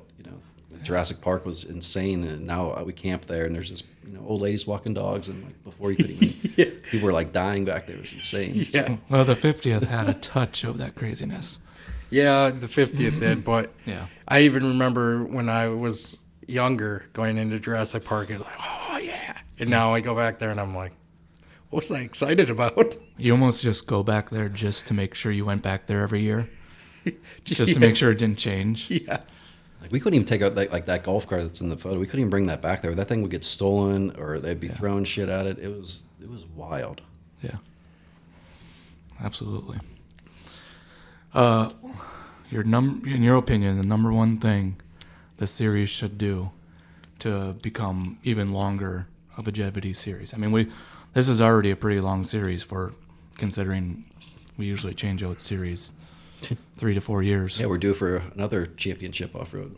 Yeah. I like this one. Let's keep this one around. No, I agree. What do you think that they should do? Either, or maybe they're doing it and they need to make sure they continue to do it, or what should they add to their... Just promoting, and like, we went over, having that content that goes all year round, and planning like that. Like I said, you could have almost 1 to 2 people do this whole entire thing. Just getting the right people involved and the right editors, and it's a very small project. So, I mean, I'm happy to take that on. Yeah. Nice. That would be awesome. So one thing that has come up, especially most recently, as more, short course guys are getting honored into the Off-Road Hall of Fame. Who's like one person that you think should be inducted next into the Off-Road Racing Hall of Fame? Besides my dad that I'm trying to work on, I think Jeff Kincaid, he's definitely deservable. Yeah. He's like the pro light king. So. Yeah. We had somebody else say that as well. And when I heard that, I was like, he's not in there? Like, it kind of shocked me. I was like... Well, you got to think they're just starting to give recognition to the short course. The last 5 years. I mean, now they did 2 at a time. Now it's like one's getting through. Yeah. But they're only picking out, I think there's only 7 people that come out of that to the final. So it's like comes down to 7 people, and then it goes. And they got like Impact Award and stuff like that. That short course has gotten a lot of lot of venue or a lot of people into that particular award. But yeah, the actual Hall of Fame, I think, were Johnny, Driver. Gosh, there's got to be Flannery's. I believe is in there. Yep. You got Douglas, Scott Douglas, Taylor. Oh yeah, Taylor. Yep. Yeah. So keep Slowly. on growing the list. Yep. Because even trying to get my dad's stuff together, like trying to get all the the victories and all the trophies, like that's so much work. And it's like before it's gone, before that's all gone, I'm glad we got everything, the records all figured out for that one. That is a feat in itself. I mean, there's been times for the podcast we've been looking for stats or records, and I forgot who it was recently. They brought like a program, and I was like, oh, there's standings. We need that. Yeah. We could see. I photocopied it all. Yeah. That was Mark. Mark brought that. Okay. Yeah. Where there's standings, and you're like, all right, we have some data now. Because we did my dad's, and we figured out 149 wins. Yeah. I think there was like 2 hard charger awards they used to do, and then 2 driver a year awards, and then he has 17 Crandon championships. Wow. So we'll throw up. And he had that 3 that you were 3 talking about. Yeah. So he has 3 25th anniversaries, and then the 35th was in the newest Nissan when it came out with the Frontier body. Yeah. He brought that to Crandon, and he won that one. So that was the 35th anniversary. I think it was the last one he won of Crandon, but. So he has 17 rings. So, well, there's what they used to do. I'll bring up a photo. We can throw a photo in this. But what they did, if you won back-to-back years, you could put a diamond inside the ring. Oh yeah. So there'd be multiple rings, and then you'll just be a diamond set. So you don't have 17 rings altogether. You just have like 9. So Yeah. Okay. That's like a wedding ring. You get your engagement one, then you get your And then you get to wedding add, band, then you get that's the cool. anniversary, and then, man, then they do it from wherever they want from there. They keep on going. It doesn't get cheaper. I don't know if there's too many people. I don't know who else has anything close to 17 Gosh, yeah, I don't. world championship. I know Dan's got a handful. I think Tom Bradley as well. He was a pro too. I don't know who else would have rings there. CJ might be, I don't know how many. I bet Johnny has a bunch too. Yeah. I don't even know how many CJ has. Yeah, that'd be. It's something you should start keeping track of. See how many we can. Yeah. Yeah. Good luck trying to find the Why stats. are you looking at me? You're right I thought there. you wanted that marketing stuff over there. Stats are part of marketing. I bet somebody knows. Someone has to My know dad's that. sponsorship days are over. They don't matter now. So, is there any chance we're getting him on next? I think we could get him on. I think he comes up to the fall Crandons every year. Perfect. So Yeah. he probably has some good stories. I think Jeff and Kevin Probst would be really good. Like they're from Illinois, so I don't know when they would come up, but they would have a lot of history, a lot of good stories. They're really innovative too. Yeah. We'll have to make some connections afterwards then. Alrighty, so we're at. Did you do your more picks? I started to go through there, and I did it twice. So I picked both you guys and my Impulse Boys because they're You all. canceled it. Cancel it out. I have to. I mean, they're also my clients too. So. But there were some weird questions on there too. It was like hard. Oh my god, I go back and think of stuff. I'm like, okay, best shirt, but this, but It was awesome. Like the amount of stuff in there was really cool. But then it was the one that threw me for a loop was the best podium speech, and I was like, it's like 5 months removed. I don't know. Yeah, I would just go watch the content that isn't up. And Yeah. Yeah. Like try to cycle back in my mind of what do I remember? There was one that stood out to me, and that's the one I went with. But Yeah. Aside from shouting out, picking us for the podcast, if somebody needs somebody or a shirt one to pick, I would do the Pit Sluts. That one they had a really good shirt. It was for CPOD and another benefit as well. Adam. Adam. yeah, Adam that's right. Cambridge. That's right. So, and then, Steve was driving Adam's car. So I think that's a good shirt pick. It was a good fundraiser, and it was cool because it was like all the teams they pit for the most part, were on the shirt. And like, if you don't, I remember that now. Yeah. yeah, and it's insane. There's like 20 teams listed on the back of the shirt, and it's just cool. Yeah. Yeah. So, what do you consider a successful season? I think whoever, I mean, whatever your goals are, you know, like you have to set something for the season. So as far as a driver, I think just getting through your commitments, having, you know, reaching out throughout sponsors throughout the whole year, not just, you know, as soon as the season's over, and kind of just whatever you're setting your standard is going to be. If you're going to be, you know, how many podiums you're going to, you want to shoot for, or just where you want to have your program by the end of the year. You have to have something, some sort of goal. You know, if it's either going to be I'm going to post more on social media, or I'm going to reach out and give more feedback or more race results, something that's different, and you're providing more to say if it worked or if it didn't work. Yeah. So, what do you like to take that one step farther? I guess is like not only a season, but what do you think is a successful career for someone? Not going broke.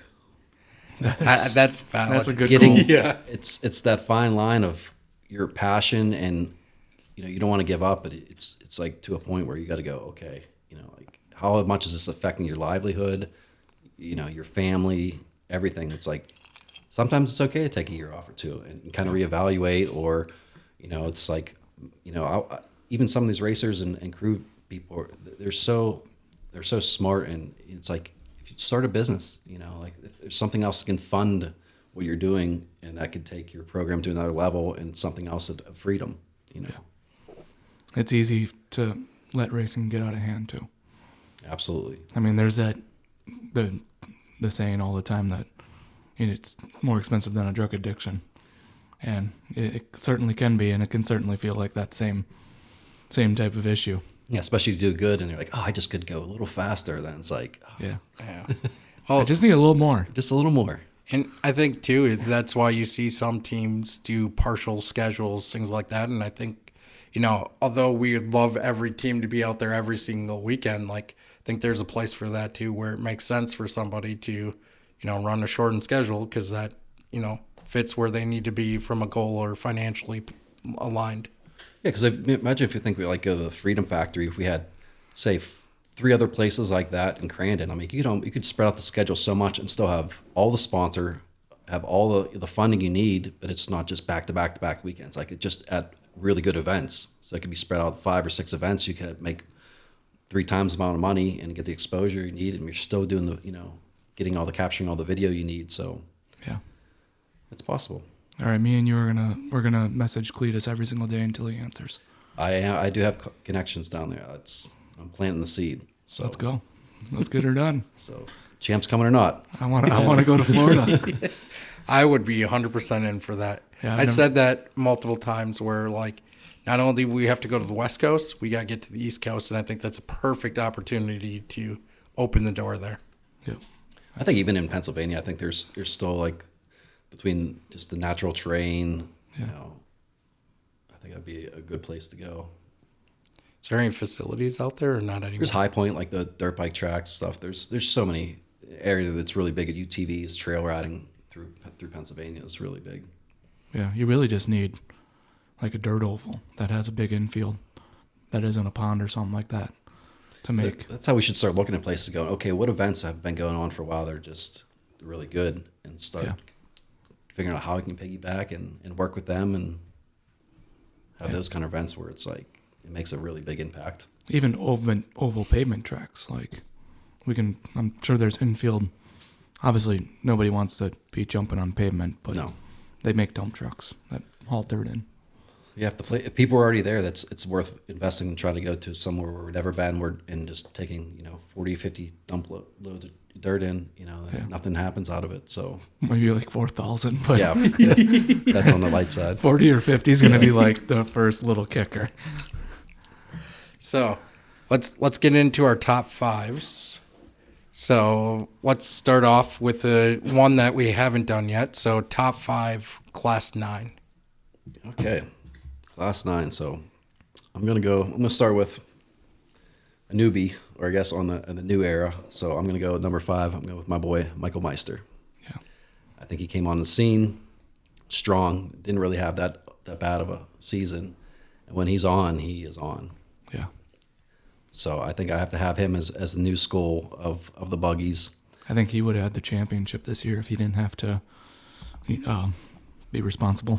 But he's still hungry. You know, he could just go right back to it. Yeah. You know, like him and Brad, they have it figured out. So my next pick is going to be Jeff Probst. I think he did really well, super innovative. The chassis they built, the laser chassis, that's what my dad drove. So they built the chassis that my dad had in the buggies, and really innovative. Like I said, they had a V6 that they run all, and I think it was 93 all aluminum V6 in a buggy, little skinny buggy that Ryan Mulder ended up buying too. So he brought a lot of innovation. Number 3, I have Jeff St. Peter, another super competitive guy, and my dad battled forever. I think my dad lost championship battle at Crandon by a spark plug wire coming off. Oh, no. Yeah, so you can always watch that film. But I remember his wife, I think her name was Paula, like she would run in women's heavy metal on Sundays, I think, and she would just mop everyone up too. Like some of them, like it was really cool. Runs in the family. Yeah. Yeah. That's cool too, the heavy metal challenge stuff, like hearing the history of that and like how many times cars ran on the weekend, like, and they switch seats out to this. It's just crazy Yeah, I mean, how that full pro, and they just have their wives just jump in for that. Yeah. Yeah. It's awesome. All right. And then I got at number 2, I have Todd Addict. Yeah. That name's been brought up a few times. And also he was single buggy as well, right? Single buggy, kind of like how my dad did it, raced multiple classes and made a profession. Yeah. And he definitely had really good battles with my dad. And I think he should be mentioned for sure. Yeah. And number 1 is R. Schmitt. My dad. There you go. Couldn't put him anywhere else. So out of the 17 rings, do you know how many were in buggy? Majority of them, I think. Yeah. There's probably probably, I guess he did some in 7S, so there's probably 3 or 4 rings that were truck. The rest were buggy. And that probably goes to that he was able to change out Yeah, right. and to be into multiple Like classes in unlimited that same too, yeah. chassis. Yeah. Yeah. Awesome. In the beginning, I was reading my notes when I was doing the intro, and I had art right next to your name. Is AJ stand for? Arthur Schmitt, yeah. So I'm the 4th. Okay. Yeah, because I was reading it, and I almost called you Art, and I was like, wait, that might be it. Yeah, I mean, that's a lot of my friends back in Pittsburgh call me Art. It's funny. It's just as, yeah, I'm the 4th one. So like when I had my son Zane, I asked my grandfather, and he was like, Mike, should I keep it going? He's like, no. Like we had mail coming to the house, like all our names are getting mixed up and everything. It was like such a pain. So he's like, please just stop, stop. So his name came from was Zane Smith. The Herps. He's running NASCAR now in the monster car, but it was like they were racing desert and short course at the time, and I just saw their trailer and I just saw his name, like it was just ZANE. I'm like, it was Zane Smith. I was like, I think that's what I'm gonna name my son, but just ZAYNE. So that's kind of how I got his name from off-road. that's pretty cool. That's awesome. So Zane Ryder. Awesome. All right, which one you want next? Pro 2 or Pro 4? Let's do Pro 2. Okay. Since a lot of my list drivers were able to go both classes, but I think they should be recognized regardless in the top 5. There's probably should be a lot more people, but we'll just roll off of my personal list. So Pro 2, starting with number 5 of the new school, it's going to be Keegan. Yeah. I think he has a lot more to go. I think he's just a great ambassador, and he could do it in Pro 4 too. I think if he had a budget, he could be just as competitive. It was all but 2 years ago that he was in Pro 4, right? Yeah, I think it may have been longer than that, but yeah, he was a Pro 4. I mean, he could jump in. He's just a natural talent. Yeah, you're right. It's probably Incredible ambassador and family man. And just think about all the cups he has too. Cup race wins. What is it? 3, 2, 3? That's a lot. Yeah, it's more than put a rundown like that consistently and being chased like that is and not miss a mark is wild. Well, Crandon is his happy place. But still, to be that consistent, Yeah. like I mean, the ground's still changing, the track's still changing, regardless. It's not exactly like you ran it, you know, the prior year or the prior, you know, race. Yeah, with a Pro 2, you essentially need 13 perfect laps. On the I big, think it probably comes to about 13 laps. and the big thing is not only that, you need a good start. Yeah. You can't get any contact off the start. You got to get clean, and you got to get out front and go, because like that, I think that's the biggest impressive thing for me, is because anything you do at the start of the race that would slow your momentum down, you're probably going to get caught. Yeah. So for him to get through all that clean, and it's just one, incredible luck and awesome skill. Like, Yeah, to have that mindset. yeah, Yeah. it's crazy. All right. On to 4, I got Ricky Johnson. He's done, you know, a lot. He's multiple championship in Pro 2 and Pro 4, but it's starting with, you know, started Torque, and I think he brought a lot of sponsors in, and a lot of attention, a lot of good battles. Yeah. I think in my mind, his off-track stuff shines much heavily for, like you said, Torque. Even the announcing, just being a great ambassador. Yeah, he was the pit reporter for Soda back in the day, like way long ago. He was still doing that stuff with Marty Reed and Ivan Stewart, like as the commentators for Soda. Yeah. So. And he's still contributing to, you know, racing in a lot of capacities. Oh, yeah. And next, so I got Walker Evans. I put him in the Pro 2 category. He did Pro 2 and Pro 4. Another person that brought a lot of life, a lot of sponsors, you know, professional-wise to especially the Soda days that we needed that around. Yep.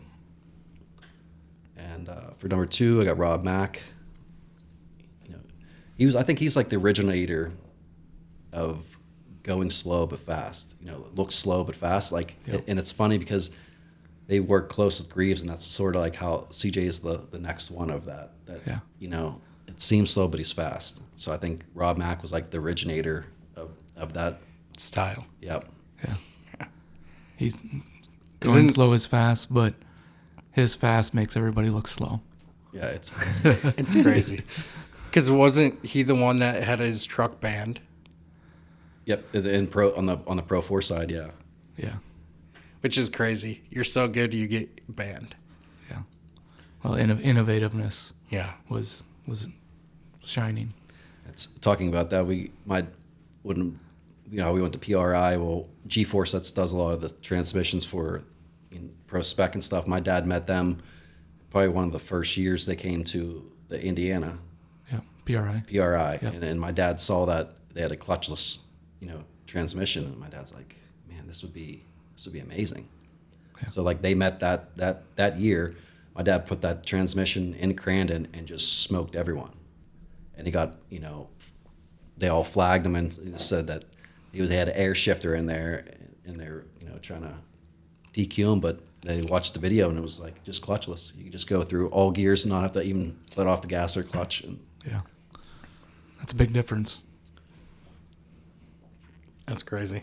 So who do you have at number 1? Scott Taylor. All right. I mean, he dominated. He's been, from early days to, even when it was into the newer core days and stuff like that. And just, he's been in 7S, he's been in the buggies, he's kind of, innovative and design his own stuff and build his own stuff. So Yeah. it's hard to put anyone above that. And he flies a plane pretty good too. That too. Yeah. Yeah, he does. I met him at the Off-Road Hall of Fame event when I was there for driver this past year. And He's a character. well, at the time I met him, I was literally a character. It was Halloween and we were just about to go out and we had our costumes on, and I was in a Mario suit with these big big glasses I 3D printed, and I'll put a picture up of it. It's a good enough story, but Mikey Van den Heuvel's like, hey, you got to come meet Taylor. He's right over there. And I go, well, I don't think this is the best time. I'd like to interview you. Yeah, I go up, hey, how's it going? I'm like, I'd love to get some, interview him, and not when I'm in this, but, later on. I think you should do an interview wearing that now. Yeah, we'll have to bring it back. Yeah, we'll get you a Mario suit as well. Oh yeah, I did see everyone dress up. Yeah. So just right place, maybe wrong timing. Yeah, he's a good sport. He is. He's yeah. All right. So let's go to Pro 4 now. Pro 4. Who do you have at 5? 5. So I'm going with Kyle Duke as number 5. I think, cut short, but he did a lot. Super innovative, brought a lot of competition. Just a fierce competitor in every class, pro light to everything. He was.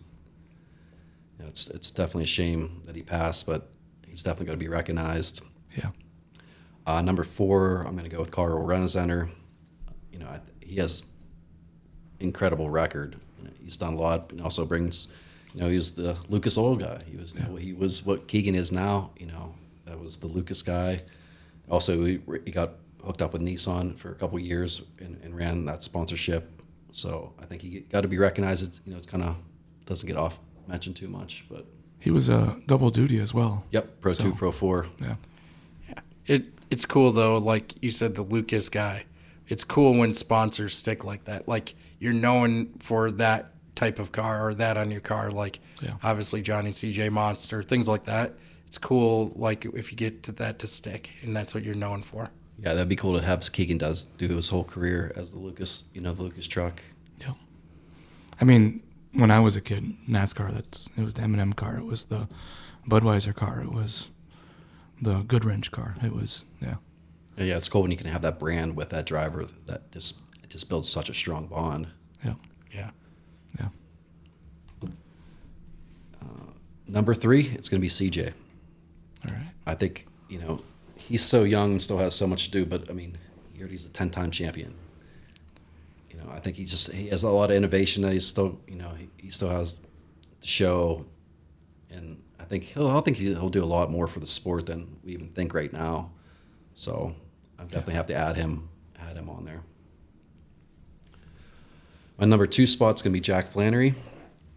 I think that was huge for the sport. I don't even know where the sport would be if it wasn't for like the Flannerys, and his passion for the racing brought in Chevy and it brought in the sponsors of the track. Like I don't know where this sport would be without that whole era of. I mean, they would show up with 2 semis and they'd have wood picket fences set up and grass. Like it was like professional, how it should be done. So it was always really cool to watch. And I mean, there's people came out of there. Was Keith Stamper came out of that. Yeah. Kevin Pence that now that did a lot of all the Baldwin stuff. So now his son Dustin Pence is building stuff with Cole Mamer, and his kids are all the next era. So that's really cool to see that. You know what else he brought to off-road? What's that? Backing it in. Yeah. He invented backing it in. And he also had Jed too, and his boys was really good racers. So I mean, I think but having that factory sponsorship and Chevy and Goodyear and bring that back, I think that fell right into the track, which helped keep that going, and it just had their passion to keep that thing alive too. Being able to race and be competitive. Yeah, and you can see that passion throughout the Bud line. I just seen a video that Crandon just posted, and it was really cool. It was a bunch of people interviewing I've seen that. and talking about their involvement and how much it's a passion and a family ordeal. No, it was really cool. Yeah. So, number 1, who is it? We all know it's gonna be Johnny Greaves. I mean, he is just the GOAT of off-road. Period. Yeah. I mean, everything somehow touches back to him. He's just been an innovator and just pushed it through. I mean, he's been my dad's big competitor through buggies, through pro light, and still really good friends. Yeah. But I mean, what he's done through the sport and keeping it alive and keeping Pro 4 alive and side-by-side series and the amount of other things that we probably have no idea that he's helped do. I mean, he's just like, it's just the GOAT, the grandfather, of the sport. Yeah, I think I'm always amazed, like we bring in the historical guests.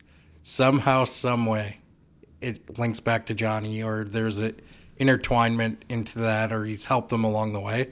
So I agree, like he has been hugely impactful to the sport in more ways than a lot of people probably even know, or even, we might never know how he's helped, but Yeah. Yeah, Even like the newer generation, a lot of them are, like, they still say Johnny, but a lot of them are also starting to say CJ helped in the same capacity that we heard stories of, like Mark Krieger telling stories about how Johnny helped him out. But, I would, in theory, say we flipped open our phone and CJ Grieve posted he just retired.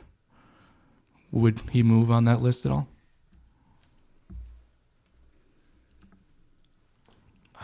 That's a trick question, isn't it? Yeah, because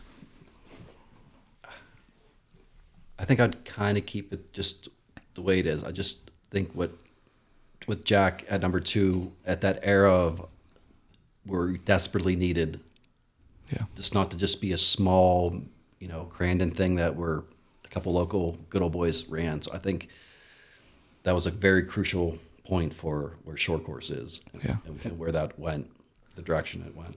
I think too, unfortunately, you flip the phone open today and CJ announced that could be the end of Pro 4. Oh, I wouldn't say that, but Oh, I would the say it truck would be- count. Where truck would be get larger, like we have a chance. No.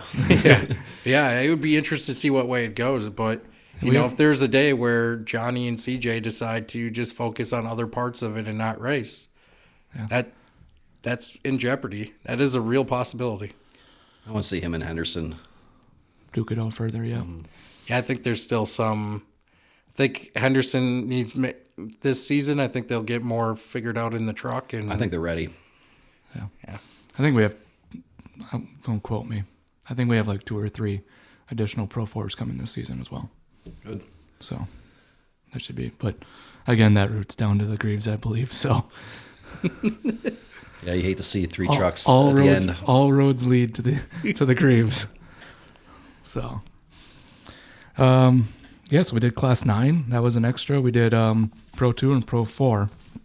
But if you had to give somebody the title, and it might be somebody you already mentioned, but the title of the pioneer of off-road short course, who would you give that title to? I mean, that's still, it's Johnny. It's just, Yeah. just because of how many classes he has. He has raced and won. It's basically all of them. Yep. And just pushing the sport further, as we've probably said a couple times now. Yeah, there's really no one else that has done what he has done. And like I said, we probably have seen half of it. Yep. I don't even know. 100%. So spinning it back to your history, so all the time growing up at the track and being around the Nissan team and all along those lines, like, what is the most memorable moment for you at the track that you can remember? I think it's honestly was riding the bikes with Dan and Mitch and all of them. Like that was probably the funnest, just carefree. I got to travel up here and hang out with my racing family. So I think those were some of the best times. Just jump on our bikes and be gone till whenever. Yeah. Speaking of those bikes, they used to have the bike races. How'd you stack up?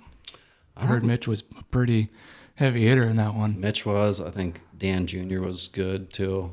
I don't know where I came out of that one. Yeah. They definitely had more races because they were at all their tracks. So Yeah. We'll have to find some didn't get pictures. to run a full season. Have to find some pictures to solidify this. There's definitely there's a few out there. Go talk to Amanda. She'll probably have something. She's the one that saved all the pictures. We'll have to bug her at the banquet then. Sure. Which is coming up. What we got? Next 2 week. weeks. 2 weeks, yeah. Yeah, a little bit less than 2 weeks, I guess. But yeah, we'll call it 2 weeks. 2 weekends away. Oh yeah, there we go. Best way to put it there. Continue our shenanigans, our bourbon shenanigans. Yes, we will. Looks like we need refills, and looks like we're pretty much wrapping this thing up. Perfect. Awesome. Well, Alrighty. Well, we appreciate you being on, and it's been a good time and learning about your history and your involvement in short course, and it's cool all the things you do to help the teams as well. Awesome. Yeah, thank you guys for having me. Yeah, thank you for taking the time.